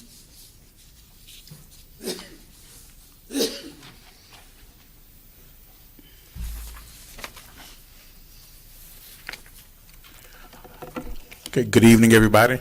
I'm the person in question here. Morris, state your name and address for me. Yes, sir. My name is Maurice Grady. This property is 791 Hedge Lawn Way, Fayetteville, North Carolina. And the situation was that having a trailer, I purchased a larger trailer because of some of the things that I'm involved with, you know, as far as the entertainment and stuff of this area. So that was my reason for purchasing a larger trailer. And what I tried to make sure I always did was stay in compliance with it, keeping from blocking the neighbors and things of that nature. But then I was given a citation from the city as far as about the double axle trailer, which I wasn't really aware of. So I tried to make sure I was in compliance with not blocking people's right of way and stuff of that nature. But according to the planning committee, they denied it for some reasons that I wasn't really aware of. And so, the reason I appealed it so is that, if I can get your permission to be able to park the trailer there, it would be a lot more convenient for me versus finding another location to actually park the trailer, because it is a larger trailer. It's a 24-foot trailer. And that's basic. I really don't have too much to say after that, because she's covered most of the basic things that I needed. All right. Thank you, Mr. Grady. Madam Clerk, you have other speakers? Yes, sir. Our next speaker is Mr. Walter Mormon Sr. Mr. Walter Mormon Jr.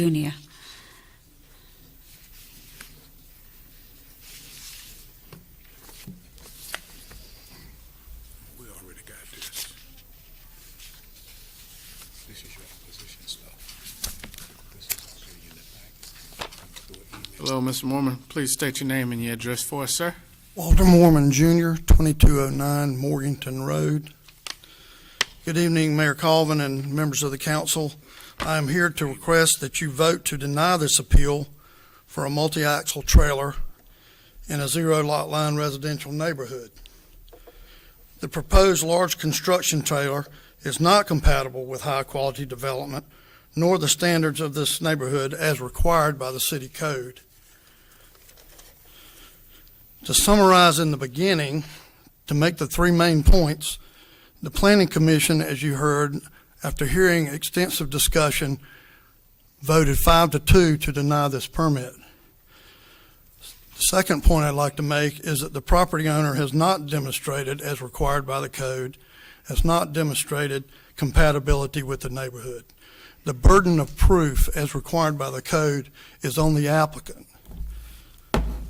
The record shows a long history of problems and violations at this address. And third, even though the city staff does not involve themselves in enforcement of restrictive covenants by homeowners, the neighborhood covenants clearly prohibit the activity at this address, and it is proper to consider the standards that are registered at the courthouse in considering what is compatible for this neighborhood. In their review of this permit, city staff examined information supplied by the applicant in the application process. However, the Planning Commission, through a public hearing process, was able to consider all conditions and a more complete view of all the factors involved. The commission members carefully considered this application. In fact, they reopened a second public hearing during the meeting for a question and answer conversation with all of the interested parties. There was an extensive conversation about this permit. And finally, after closing the public hearing for the second time, they voted 5-2 to deny this permit. In doing so, they recognize that this neighborhood is different from some of the others where these trailers may have been permitted. The lots are very small. It's intended to be affordable housing. The parking is not a long driveway like you would see in a single-family neighborhood where there's a long driveway leading up to the residence and there is a room to park the trailer on the driveway. It's more similar to an apartment project where a vehicle would pull off the street into a short 10 by 20 parking space or a parking pad. A large multi-axle trailer cannot fit on the parking pad and would have to be parked in the yard area or in the right-of-way or both. I would refer you to the pictures in the packet, and you can see the extent of the impact on this trailer. Thank you, sir. Your time is up. I'm the only speaker, and I'm designated for this group. If I may continue, it was my understanding that I would have the full time.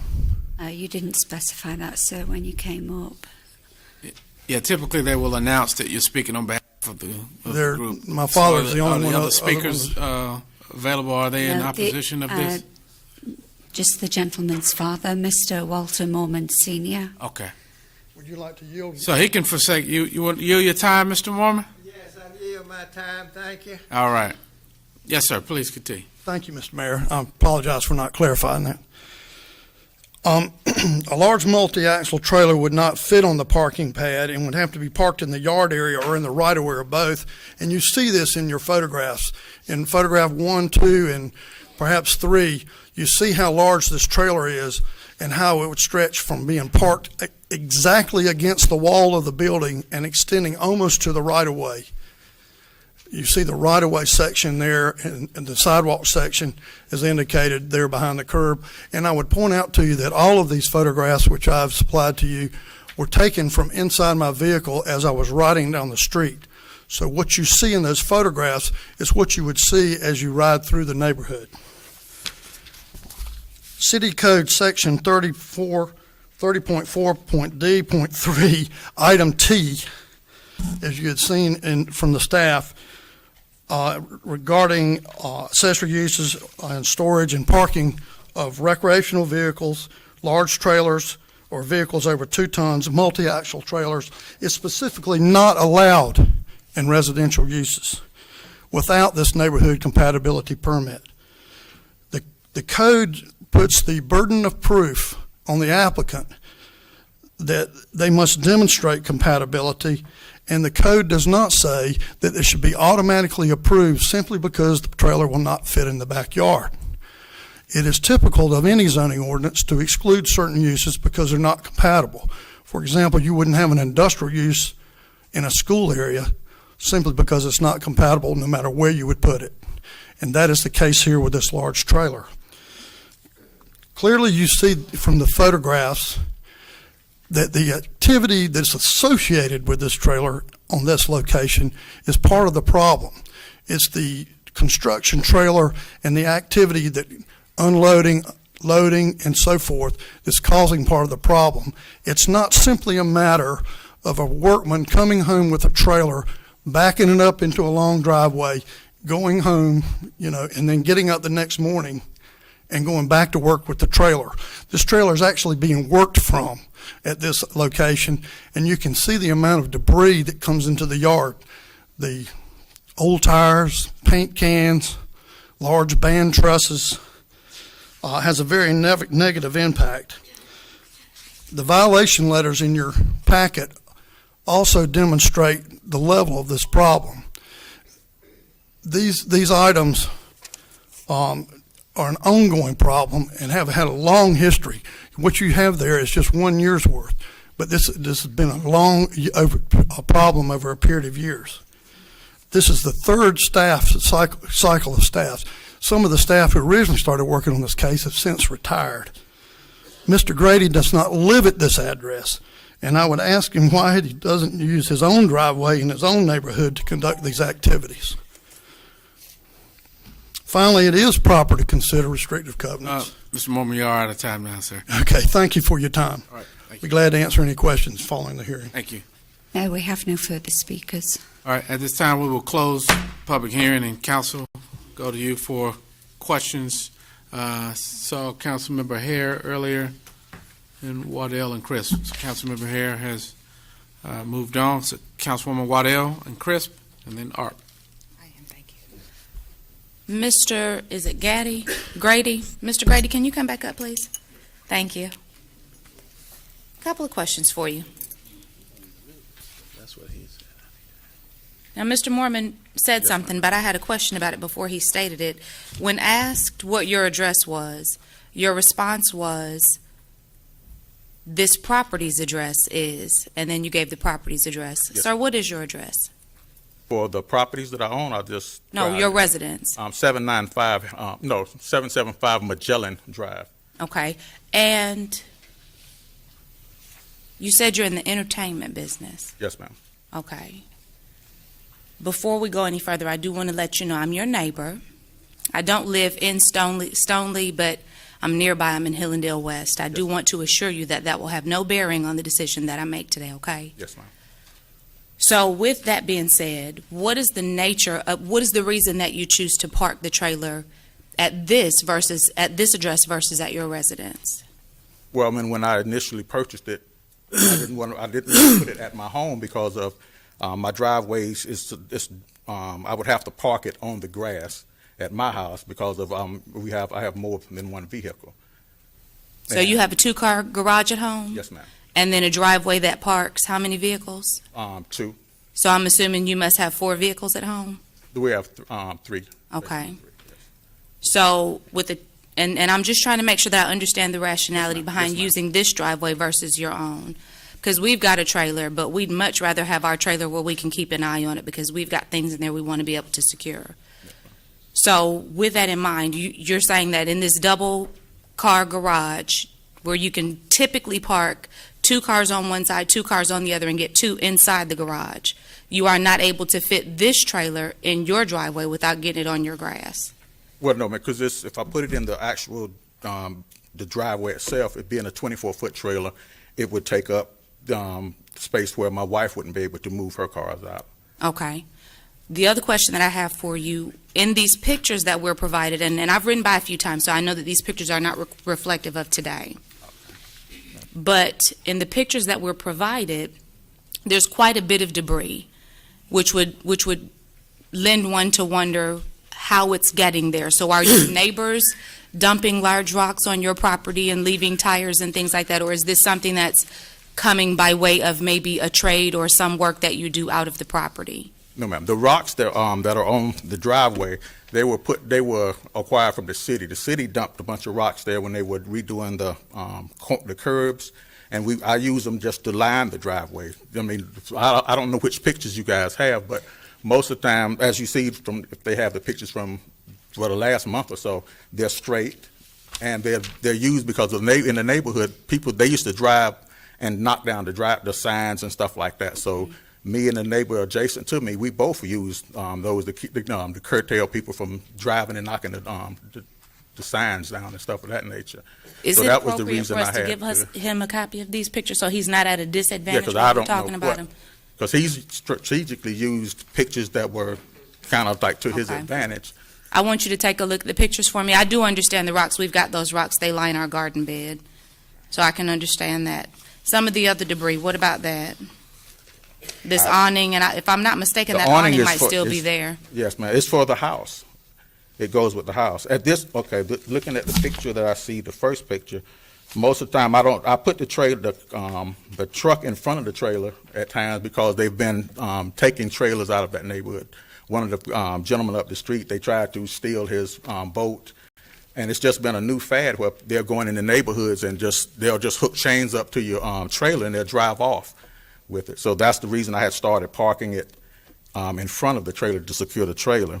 And to your question about the debris that's there, I've worked on that house, from time to time, and the debris has not come from this trailer. This trailer is being used for entertainment. This is not a trailer that's being used for construction and stuff of that nature. Pretty much, this is for moving sound and light equipment because we're growing in that entertainment side, and we have national groups that use this trailer.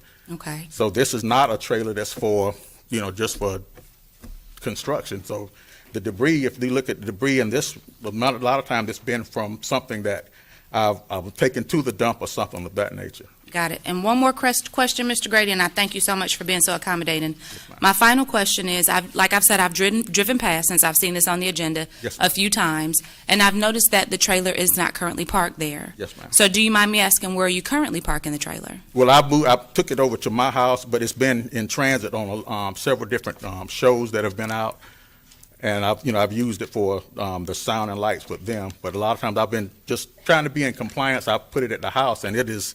My wife is really upset because it's on the side, and I've got to put down a lot of new centipede.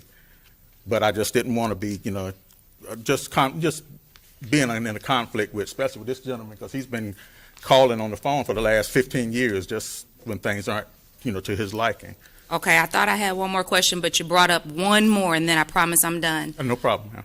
Does your wife not like it because it's an eyesore in front of the house or because it's destroying the grass? Because it's destroying the grass. Okay. Thank you, sir. Thank you, Councilmember Waddell. Councilmember Arp. Thank you, Mr. Mayor. My question is for staff. Can I get somebody from staff? Marcia, thank you. Marcia, the pictures that have been presented to the council tonight, to me, are rather disturbing. And I think more disturbing than the trailer is the appearance of the yard and all the debris in the yard and a broken down truck in the driveway. Have we addressed that with code enforcement? I didn't know that was going to be your question. I should have stepped up. Mr. Mayor, I'll answer that, okay? Yes, sir. Yes, we have addressed that with code enforcement. In fact, the information that you've received is because we have code violations that have been cured on that property. So we've gone through the records that we have, and there have been citations, and they have been cleaned up and cured.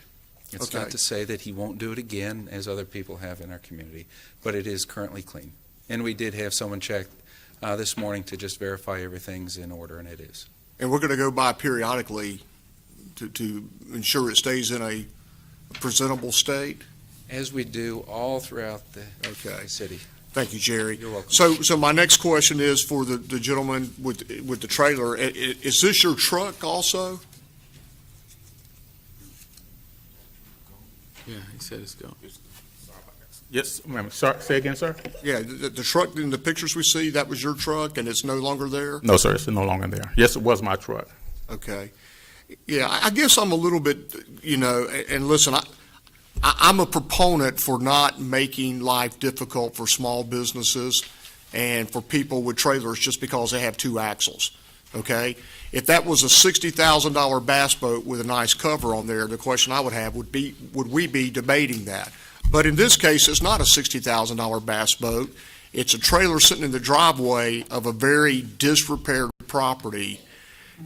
And then, then you tell us you got, and matter of fact, I looked your home up, and you got a rather long driveway. And you tell us that you don't want to park it at home because your wife's upset about you killing the grass, but you're okay with putting it at the other property where it makes the other property not a good appearance and it disturbs your neighbors. Is that what we're hearing?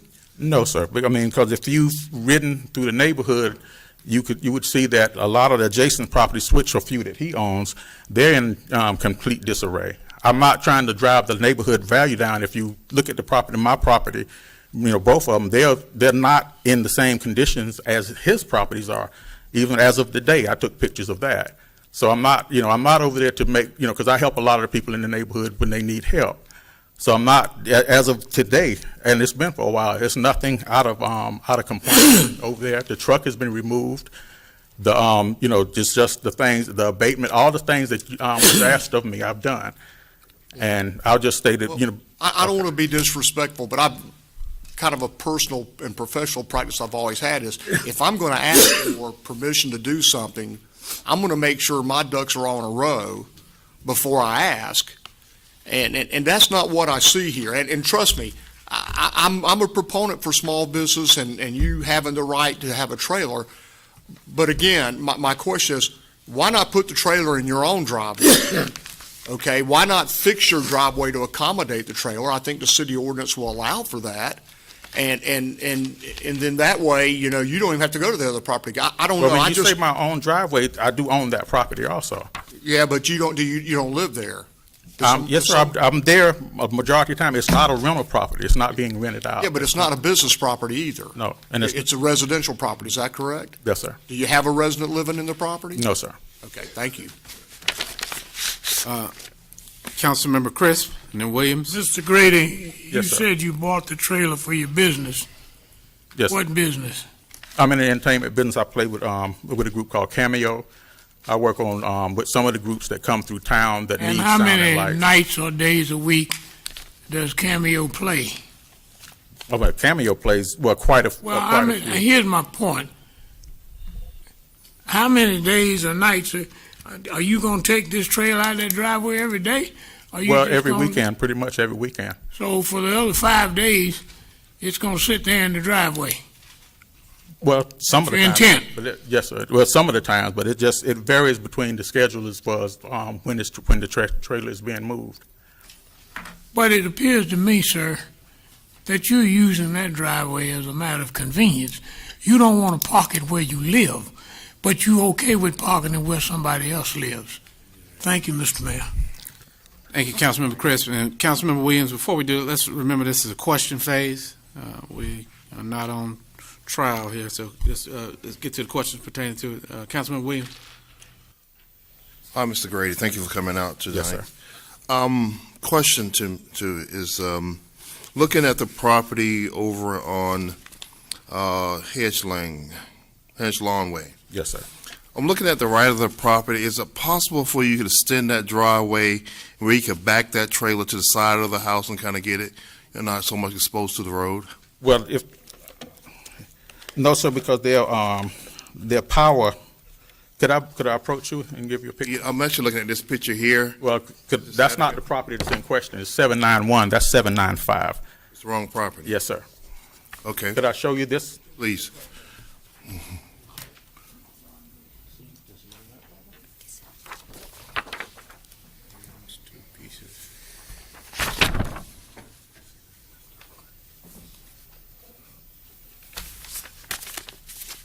I have no more questions. Yes, sir. Councilmember Wright. Okay, so the pictures that was presented to us, are these accurate pictures? No, sir. They're from this. From the opponent. The case at hand? And No, sir. you're saying no, but he's saying yes. So That's 795. The case is about 791 Hedge Lawn Way. That's not the case that this is supposed to be about. wow, so it's going to be kind of difficult for us to really determine if we. Now you say you've passed the property, Councilwoman Waddell. And Yes, sir, and it is a duplex, correct? Yes, ma'am. Yes, Do you ma'am. own both units? Yes, I do. Okay, thank you. Okay, so it's next to. Okay, it's connected. Yes, sir. And it's the same driveway. So my question would be, you cannot maneuver this trailer around either side to get to the back of this No, sir. particular yard. I have a, And your concern and your wife's concern is the grass being damaged at your home where you reside. 'cause it slopes down. It just slopes down. Okay. I could put in a pad at that particular property that would extend, but my intent was to put a pad that backed up just a little further. Because if you see, it doesn't block either right of way of my neighbor to the left or to the right, where when they're coming in and out of their driveways. Okay, so it doesn't block the view of the right of way. So my question is, this is kind of complicated, but how long have you owned these properties? This property? About 15 years, maybe. Okay, and I've seen where code enforcement had to come through and with the violations of the grass and whatnot. And so, what you're saying at this point, that everything is cleared up and there's no violations at this time? No, ma'am. There's no violations at this time. So, actually, the pictures that we're looking at, property does not look this way at this time. And when was the repairs and when was these violations taken care of? Some of them goes back even to like on Bateman in October of last year. Well, I see the pictures were, in July of last year, April of last year. That's for Mr. Mormon, though. That's not of 2017. Yeah. These were last year's pictures, of course. Yeah. I see some of them dated almost. April, July, and November. Okay, so of 17. So the. During the planning commission meeting, those conditions were still in existence. But they've been corrected. They've been corrected since then. The property has been cleaned up. Okay. With the force of $100 a day fine. Otherwise.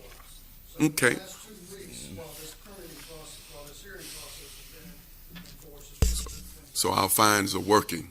Well, but that's incorrect, sir, because I've got dated pictures that show in October the abatement was done for the backyard. October. One of the reasons that I kept the backyard a little inaccessible because of the crime rate over there. People walk through your backyard and stuff of that nature, and so I wanted it where it wasn't where they could just walk completely through the yard, which was a bad decision on my behalf because it wasn't respectful to some of my neighbors, and I apologize for that. Okay. But that's not been something that has been done in just 2 weeks, sir. Okay, Council, we had a deal with a double axle a few months ago, and we talked about each case being dealt with individually because each case is just different on its merits. In this case, there's a lot of things to consider, but since you use this property as a storage kind of setup for this trailer until its use for business? Yes, sir. Thank you. All right, Councilwoman Jensen. Yes, sir. So now we've discovered that this is a duplex, and is anybody living in either one of these duplexes? No, ma'am. I don't. Excuse me. No, I don't rent them out any longer because when I was renting it before, some of the tenants they burn it up, and so we just choose to make it as far as property that we're going to pass on to our kids. Okay, so nobody's living in it. What I'm understanding is it's vacant property that both areas are there, and you have your entertainment equipment in the trailers. No, they're in the properties. They're in the property. They're inside the property. Yes, so ma'am. You're using the duplexes as storage, kind of maybe for your business of having everything in there for your business. Well, in correct? one sense, but we develop artists. I mean, we practice there. I mean, as a musician, So we you actually practice, the bands ma'am. practice We at act- the duplex? Yes, ma'am. Okay, all right, thank you. Thank you. And Council, let's remember that this is an appeal for a special compatibility permit. and so we are kind of off in some other areas that I don't recall us being. I remember we set this process up to hear each case by case. So one, I'm not sure if I ever recall, and this may be a question for Mr. Newton. Mr. Newton, on these compatibility permits, is there a requirement that this be your primary residence? Is it required that someone lives in the property that are asking for these exceptions? You have just heard a bit of testimony that would change what we would normally be presenting to you. So you have heard some things that are actually code enforcement issues. Right. We heard something that went from a trailer into the house, and it is a residential zone, and it doesn't have a commercial component that's permitted. If they wanted a commercial activity in that SF6 zone, they would have to go through a special use permit for that. That has not occurred. So taking two notes that are code issues.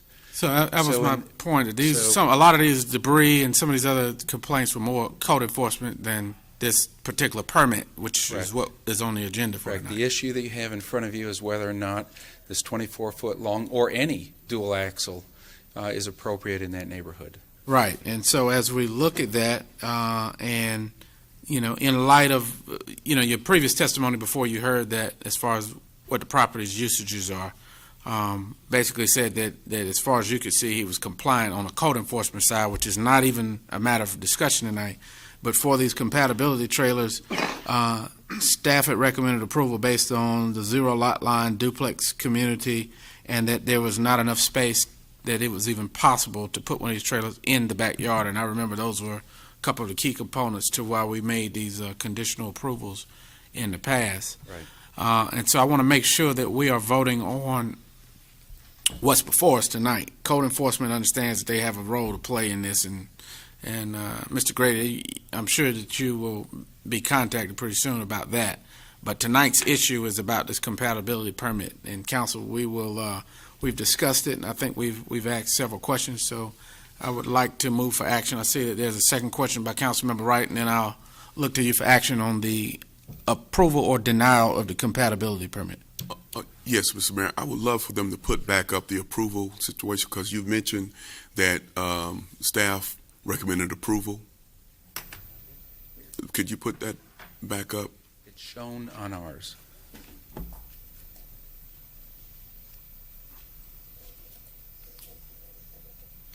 Approval with conditions. Right there.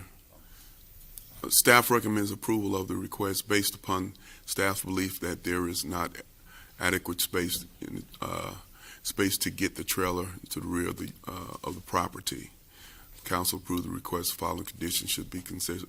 Request to axles continue to park with the closest position of the driveway to the structure, thereby using less intrusive, not impeding the line of the site, and ingress and egress to the adjacent property. So based upon those conditions, staff has approved this, a recommended approval of this trailer being on the property. Is that correct, staff? Staff recommended approval to the Planning Commission and did not change their recommendation when it came to council. The Planning Commission voted to deny the request, 5-2 to deny. Thank you. And a bit of housekeeping. Madam Clerk, did we close the public hearing? Yes, you did, sir. Okay, thank you. All right. I'm done. Thank you so much. Yes, sir. Mr. Hewitt. Mayor and members of council, earlier today when staff met to go over tonight's agenda, part of staff's determination was based upon literally as Councilmember Wright was reading, which would say, can he get it in the backyard, yes or no? Right. And because we did not believe he could get it in the backyard, and because council allows this, y'all made this exception, that was what predicates staff's approval. But as council, as part of the Q&A, you asked some very insightful questions. And I think had we known what we know now, we probably would have worked with the applicant more diligently up front to make sure that some of the additional issues, such as the potential storage of materials inside a residential unit. The fact that both of the structures, I think the applicant said that were damaged by previous tenants, maybe burned up. Was the work done for permits, or do we have something else here? So, but based strictly on your criteria, that is what staff's approval, recommended approval, was based on, not on anything else beyond that. Right, yes, and that was the point I was reiterating, is that the item before us tonight pertains to the approval or the denial of the compatibility permit based on the conditions that we had set forth in previous matters. And so, council, at this time, if there are no further questions, we'll look to you for action we'll look to you for a motion to either approve or deny item 7.03. Mr. Mayor, point of order, did you close the public hearing? I did, sir. Thank you. Mayor Colvin, I make a motion to deny the neighborhood compatibility permit based solely upon the fact that the denial does not appear to create a hardship for Mr. Grady. I second. There's a motion by Councilmember Waddell and a second by Councilmember Chris for denial of the compatibility permit appeal. Any discussion on the motion? And Council, Mr. Dawkins? I need the motion explained because I want to deny the appeal. This is a residential area. Our code says no two-axle trailers in the front. It's got to be in the rear. This property is not designed for that trailer to be put in the rear. It doesn't sound like. This is not in what I would want in my neighborhood. And so I need the motion explained to me so I'll know how I need to vote. Please. Right. So will you restate the motion, Councilmember Waddell? Absolutely. I make a motion that we deny Mr. Grady's request for an appeal in regards to the matter for him to be able to park this double axle trailer in front of this home. Okay. It's a restatement of the motion. It's still seconded by Councilmember Chris for denial. So your vote will be to deny. Council, I look to you for action for vote to deny.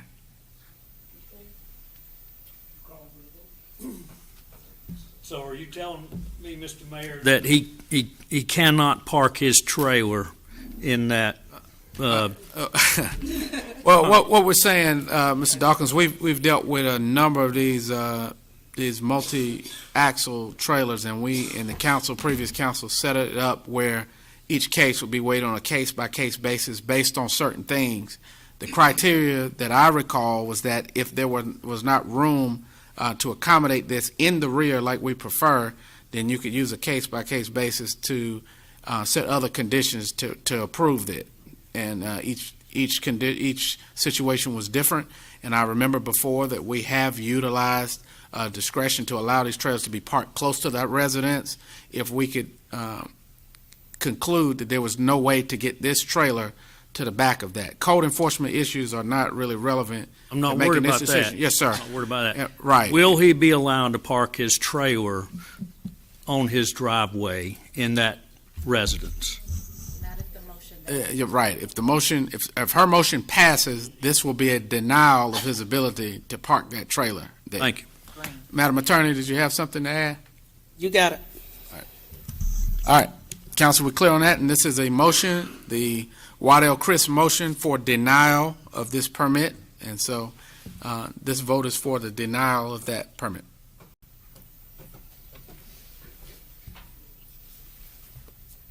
Let's see. That motion to deny has passed 8-2. Voting in favor of the denial is Councilmember Crisp, Williams, Arp, Moan, Jensen, Hare, Dawkins, and Waddell. Voting against the denial was Mayor Colvin and Councilmember Wright. Thank you. We made that a lot harder than it needed to be. Item 7.04. Council, we have been running about 2 hours. You want to take a brief 5-minute break, 7-minute break? 10-minute.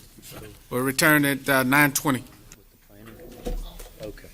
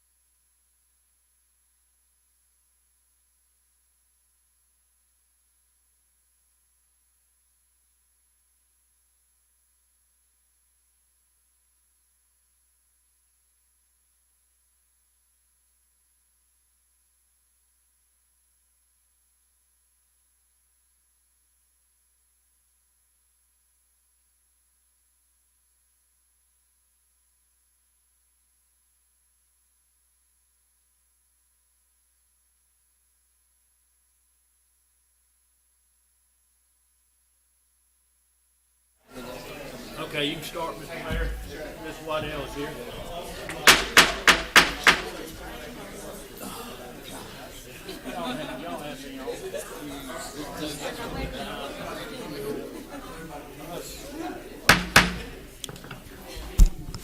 We welcome you back to continuation of the council meeting, January 22nd. Moving right along to item 7.04. Hello? Hello again.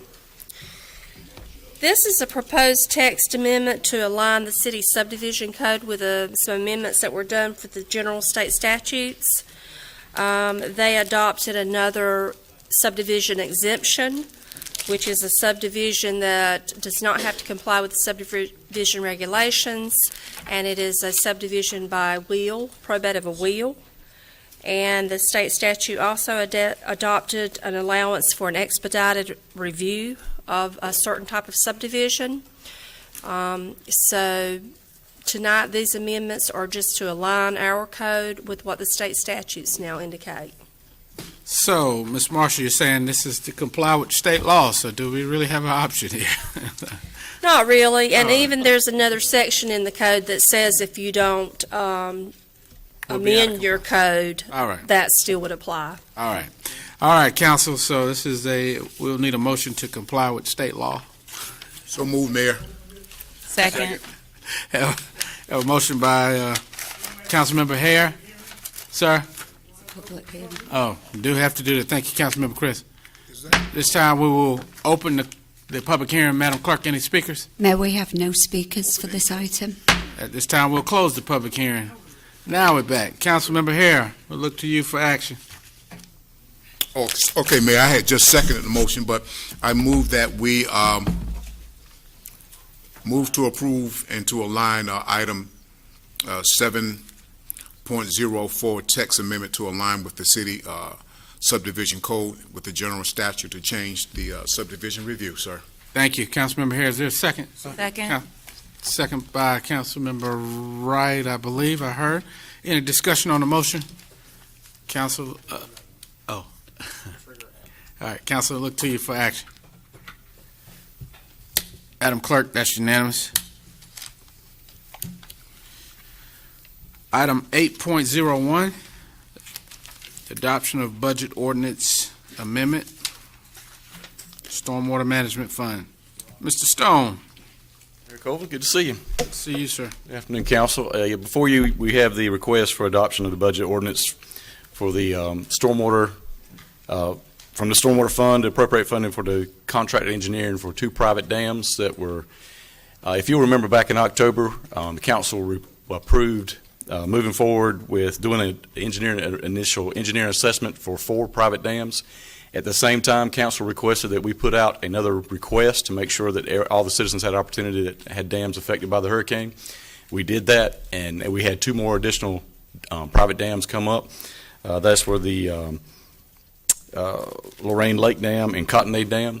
So this is to move forward with those assessments, and this would take the money from the stormwater fund balance to pay for these. Thank you, Mr. Stone. Mr. Hewitt. Yes, thank you, Mayor. If the council is so inclined to approve this budget amendment after asking Mr. Stone if you have questions of him or of other staff members, I would like to ask the council to discuss this item at the dam assessments that we're doing at your next work session.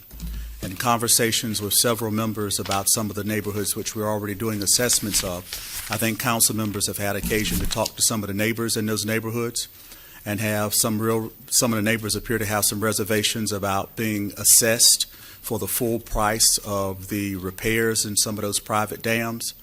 And if that is true, and many of the council members, if y'all are getting those same questions or concerns, then we would probably, before we spend an additional $116,000, doing an assessment to tell us what it would look like to fix these 2 private dams with all of the costs to be borne by those private property owners if you move forward.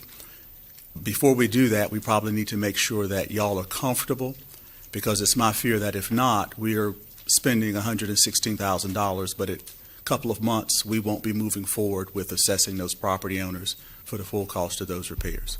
So again, I think that what we're asking you tonight, though, is depending, so we can put the money in the right spot, but it would be my hope that we'd be able to have a brief conversation at your work session about whether or not this process, which is one that we designed at council's request, still meets your interest based upon the feedback that you're getting from some of the neighbors and residents and along some of the private dams. Thank you. So if I'm clear, you're just asking for the ability to appropriate the funds, and you'll come back to us. Okay. I think you have a question or two. Councilmember Chris. Yeah, Mr. Mayor, I would remind the council that initially I was opposed to this amendment and the appropriation of monies for the study. However, I recognize and realize that this is the only way we're going to get an accurate fix on what it's going to cost, whether it's the city or the owners of these private dams, to fix those dams. We've discussed this in detail before.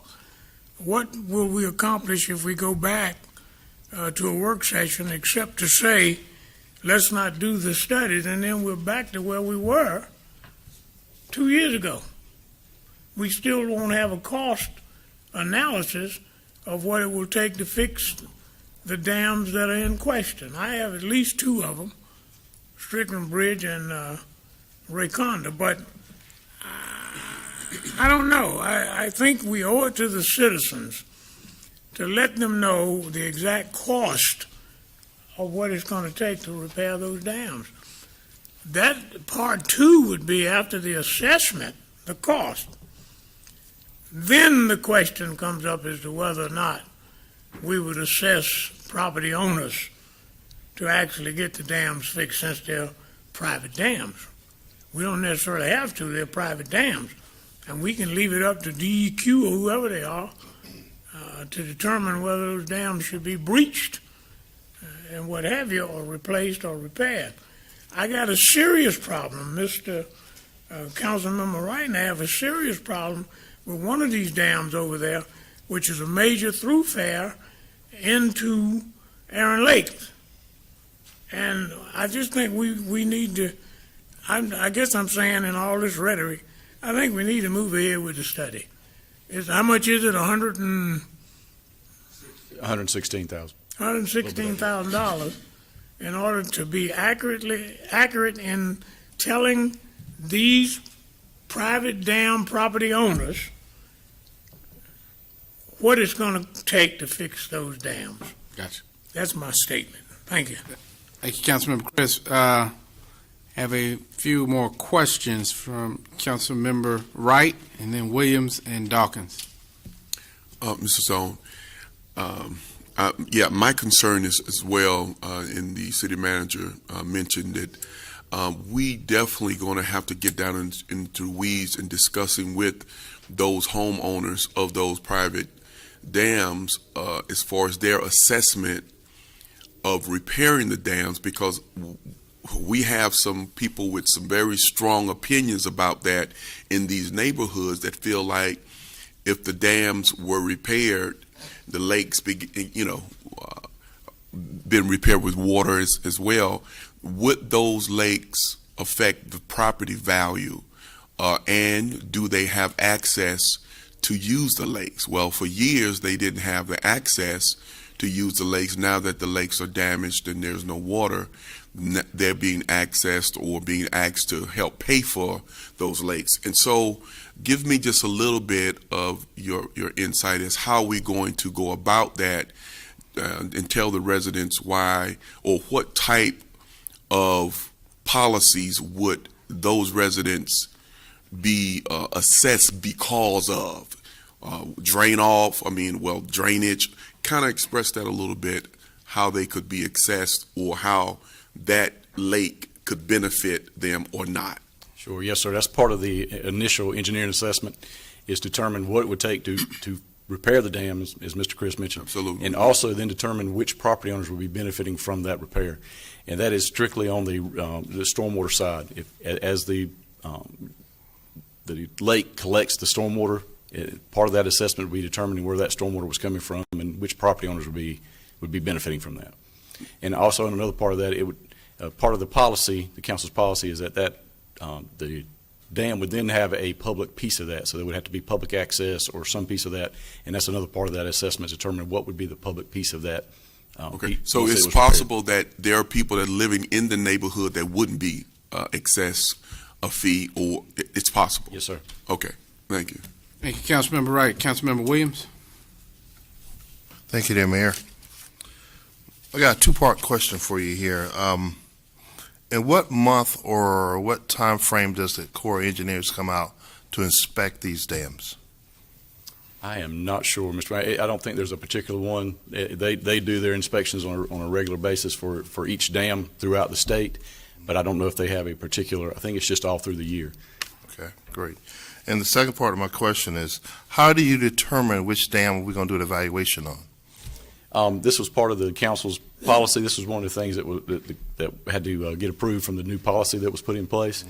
And the neighborhoods that had a dam that was damaged during the hurricane petitioned the city to do initial engineering assessment.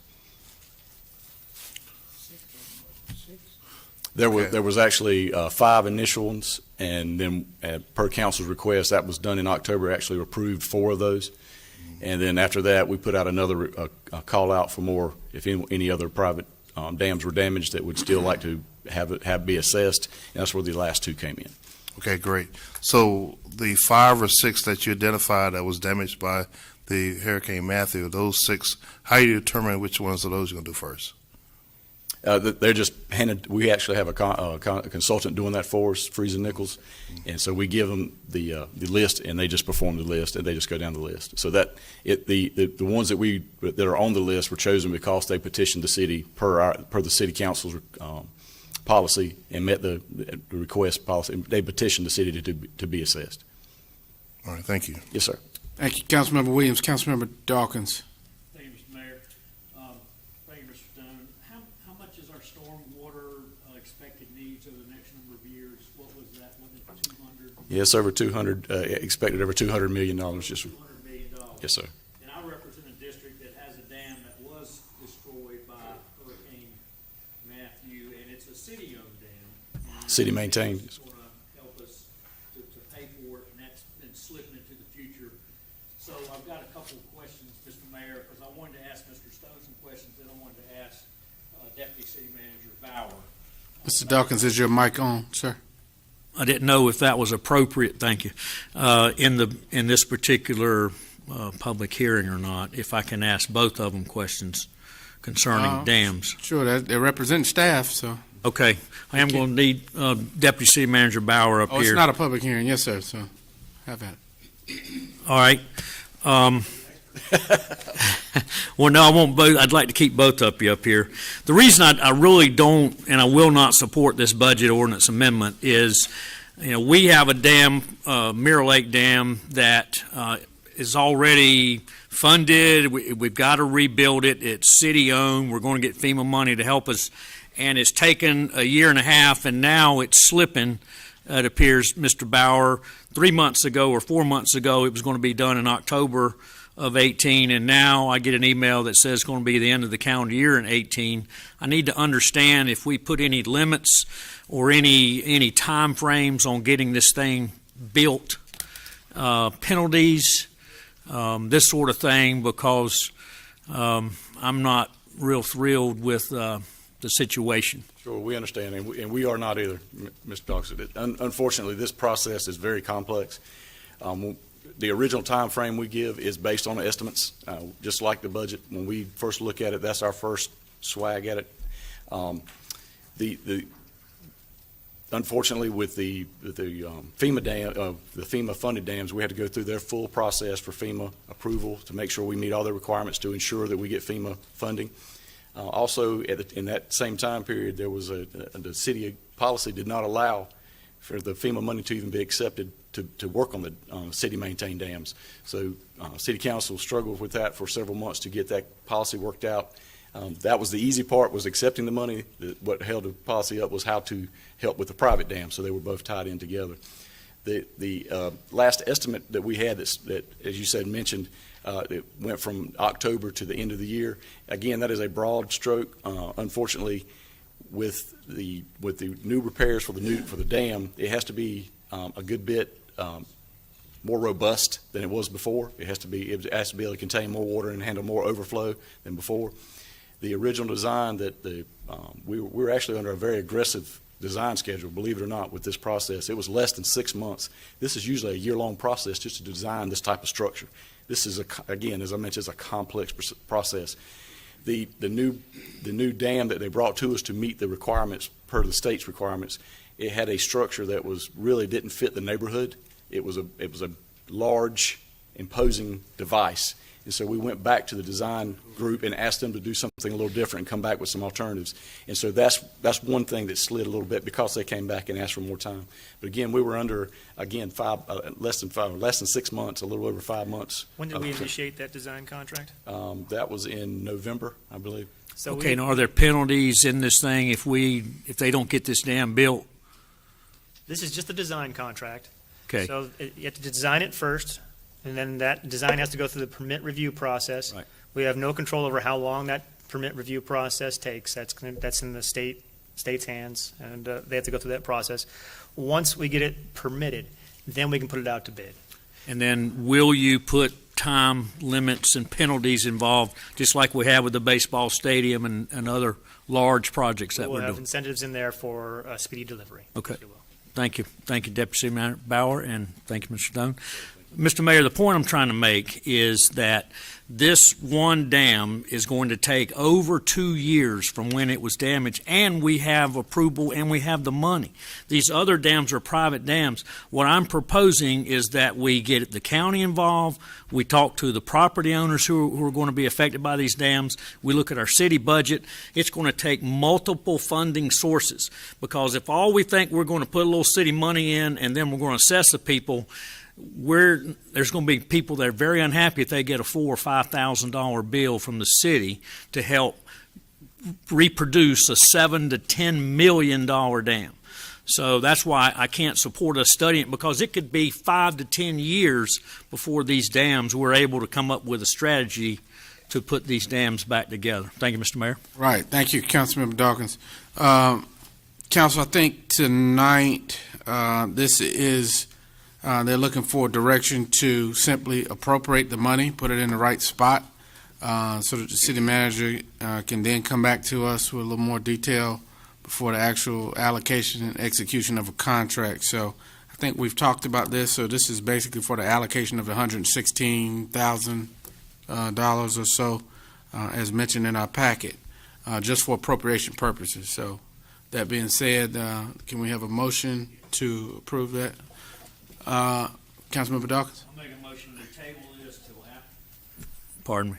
I'll make a motion we table this budget ordinance amendment until after our strategic planning, and we have a little bit better sense from staff as to how all this could happen, how this dam could actually be produced. That's my motion, Mr. Mayor. So there's a motion by Councilmember Dawkins to table this item to after the strategic planning session. Is there a second?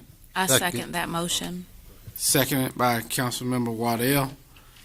This is the Waddell-Dawkins motion. Any discussion? Mr. Mayor, just a couple points. If we table this, I would just ask, since we're using stormwater funds to fund this, and that's my understanding based on for what was proposed, is there a direct benefit to the stormwater situation since we're using stormwater money? I think we owe that to the citizens. And then the second thing is, as they go out and do the assessment of the dams, are they just looking for the reconstruction of the dam, or as a part of their engineering assessment, are they going to come back and say, and based off of, I mean, you just talked about the design proposal that came back for one dam. It was, we built a mountain compared to what it was before. If that's not a feasible alternative for one of these dams, are they going to come back with options on, an appropriate culvert where there's a street? Are they going to come back with other options I just don't want to spend money to spend money. If they're going to come back, we need to have at least some options that come back to us. I think there are three questions that we've asked them to come back with in clarity. One is, What's the design look like for a public asset? So that's different from an amenity lake, different from what was there. So it'd have to come back to something that has some stormwater or other public benefit to it. What are the design possibilities there? What's the estimated cost of that? And then how would that cost be recovered from the adjacent neighborhoods? Those are the three critical questions we've asked them to develop. Did I miss any? No, that was it. I just would suggest that if they come back and those three questions get answered in the negative, then what's the alternative? That's exactly the information we're asking. I mean, because the problem that council has given back to us is that you've said to us, we don't have good information to make a decision about whether this should move forward or not. We can't, it's not a chicken or egg problem. This is the first piece that we need. We need to have this assessment so it tells us whether this has been damaged, what's it going to cost to repair, what are the repair options, what's that look like for the community, and then how would you recover the cost? We can't answer those questions without doing this work first. Thank you, Councilmember Art. Councilmember Chris. Mr. Mayor, I just, the motion is there to table, but I want to remind the council, the city manager asked us to take it to a work session. Now, he's got the staff and they're the experts, and I just think we ought to listen to the city manager. I made some points, but not necessarily to go against it. I just wanted to make sure there was clarity. But he did ask us to take it to a work session. Thank you. Thank you, Councilmember Chris. Councilwoman Waddell. Thank you, Mayor Colvin. I just wanted to kind of give some explanation as to why I feel like we should table this. It is unclear, and the biggest level of unclarity for me comes in we're saying we will pay to assess private dams in the hopes that the homeowners will want us to complete the work, and then we will be able to recoup the money that we spend assessing the private dams. And that's just too much uncertainty with this amount of money, given all the other things that need to be done in terms of stormwater. So I think until there is more certainty or more clarity, or even if we were to say we will do this under the understanding with the homeowners that you will be assessed, whether we move forward with the work or not, you will be assessed for the cost of this study. That would make me more comfortable in moving forward with this. But since that's not present, that's why I feel like it needs to be tabled.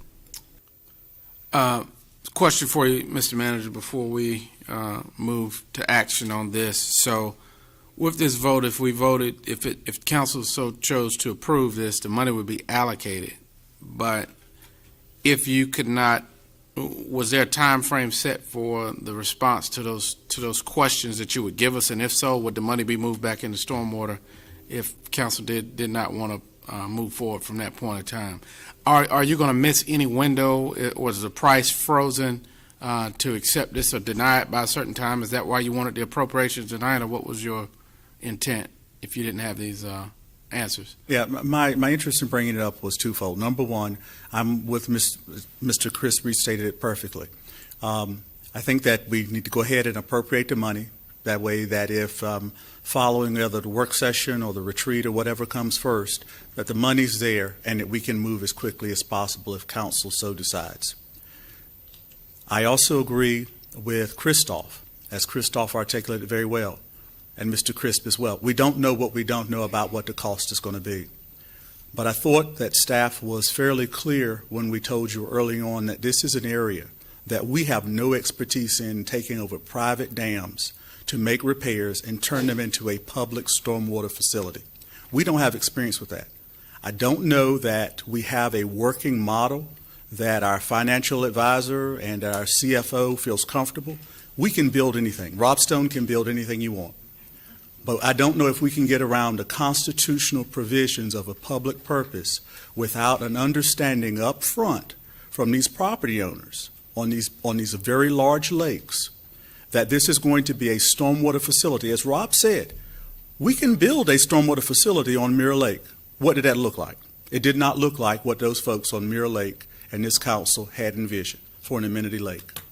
And we have now spent $52,000 at a minimum, which we're going to do that already because Mirror Lake is ours, but it's city maintained rather. But I also want to say that when we're talking about going out and getting the homeowners association to sign off on this, who belongs to a homeowners association? How many of your members of the homeowners association show up at every meeting in which the vote is taken? I understand that this is important. The council has been most clear, and I agree with you 100%. These lakes have a community identity. But at every opportunity that I would say before we spend an additional $116,000, I'm not saying we don't spend it. I agree with Christoph. We don't know what we don't know.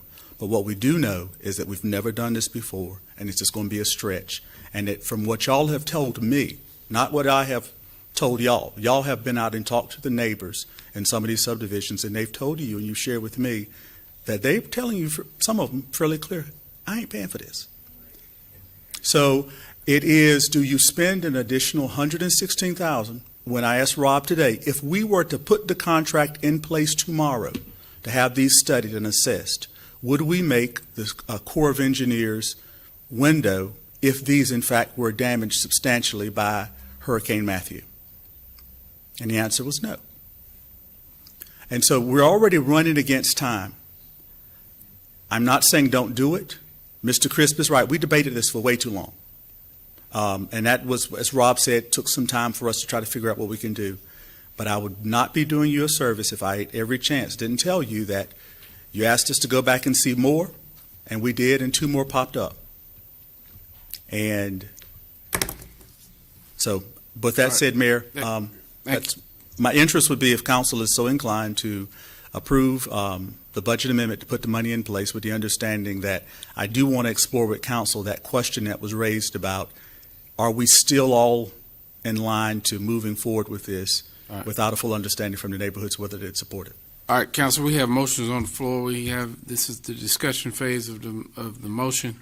There was one round of discussion. I think Councilmember Wright has a light, and then Williams, and then we need to take action on the motion. I would be concerned because I would move to approve this, these fundings for these tests. And the reason why is because we've had several meetings with neighborhoods. We had several meetings with community watch groups that are so concerned. It's been over a year now since Matthews, and we're still trying to decide when these lakes are dried up. I've had several families have moved out of Fayetteville because of these lake problems, and they were active community watch member families that have been in Fayetteville for years, and because of the slow activity dealing with Matthews and the repair of the lakes and all the other things, they felt like, well, we're just going to move away. And it hurt me, for them to do that. We've been discussing this for a long time now. We know what we have to do. It's a hard decision, but that's why the people have voted us in as elected officials. We have to have the fortitude to make these hard choices. If we don't go forward now, then we're just going to delay the inevitable. The lakes are not going to repair themselves. We have the money to put aside, and if we need to do that, we can. If we need to change, we will. But I think at this point, all we're voting for is, correct me if I'm wrong, Stone, what are we actually voting for tonight with this money? To put it aside for the study? Yes, sir. Just to put it. Yes, sir. Just to put the appropriations in for the study, for the initial engineering assessment. Yeah, and so I really feel like we really need to go forward with this tonight. We've talked about it and talked about it and talked about it and talked about it some more. I don't want to put it and delay it anymore because we're going to have to get it done anyway. So thank you. Thank you. Councilmember Williams? I, too, have to agree with Councilmember Wright. We have to do something. I've been at the Civic League meetings, and the constituents are at the biting bit of going before us and going ahead and making those repairs, which is kind of scary to me without a study. So I think we too should make some movement to put money in place to make this transaction work. All right. Thank you. Thank you, Councilmember Williams. Mayor Pro Tem. Mr. Stone, on the first 4 dams where the money's been allocated for the initial study, do we have an estimated completion time for those 4? I mean, ballpark. Yes, sir. I think right now we're looking at, let's see, it's anywhere from The worst case scenario, I think we had 6 to 10 months. They're doing them in sequence, so that's the time period to So get the assessments done. These next two would be after, which would be in Yes, the sir. next Just- budget year and everything else. So Just come in after these studies, yes, sir. sometime in the next budget year. Yes, sir. Okay, thank you. All right. We've had our rounds of discussion. We have a motion on the floor. We've discussed it thoroughly. It's time for action. Councilors have a vote. Mr. Dawkins, you want to restate the motion?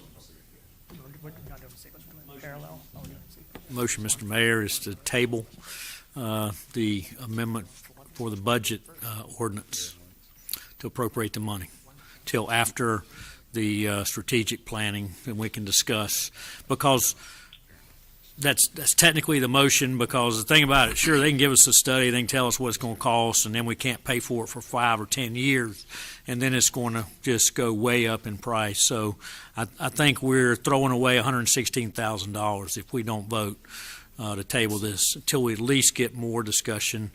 And this is my third meeting, so I hadn't been discussing it all that much. So is there, and the second for that motion? I second that motion. Ms. Waddell, okay. Councilmember Head, the kind of discussion phase is over, but real quick. Yes, sir. Yeah, I just wanted to make sure, so are you saying to table it with appropriation or to table it with no appropriation? Table it with no appropriation until after we discuss the strategic planning, because it does.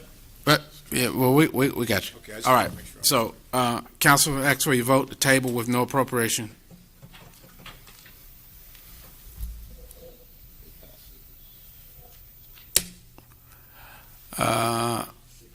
The motion to table has failed. Voting against was Councilmember Crisp, Williams, Wright, Colvin, Jensen, Hare. Voting for the tabling was Councilmember Art, Moan, Dawkins, and Waddell.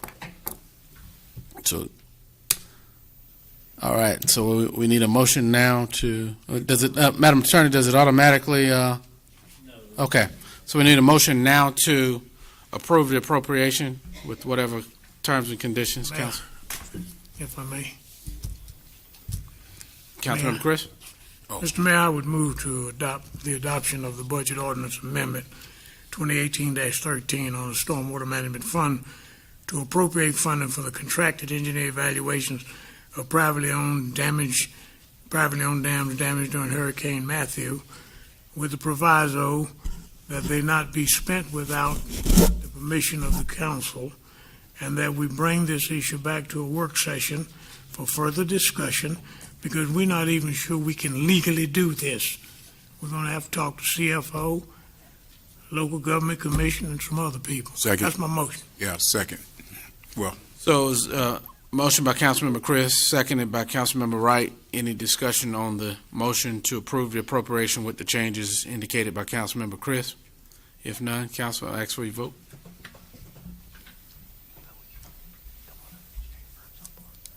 Is that everybody? Madam Clerk, that motion passes 7-3. Voting in favor is Councilmember Chris, Williams, Arp, Wright, Colvin, Jensen, and Hare.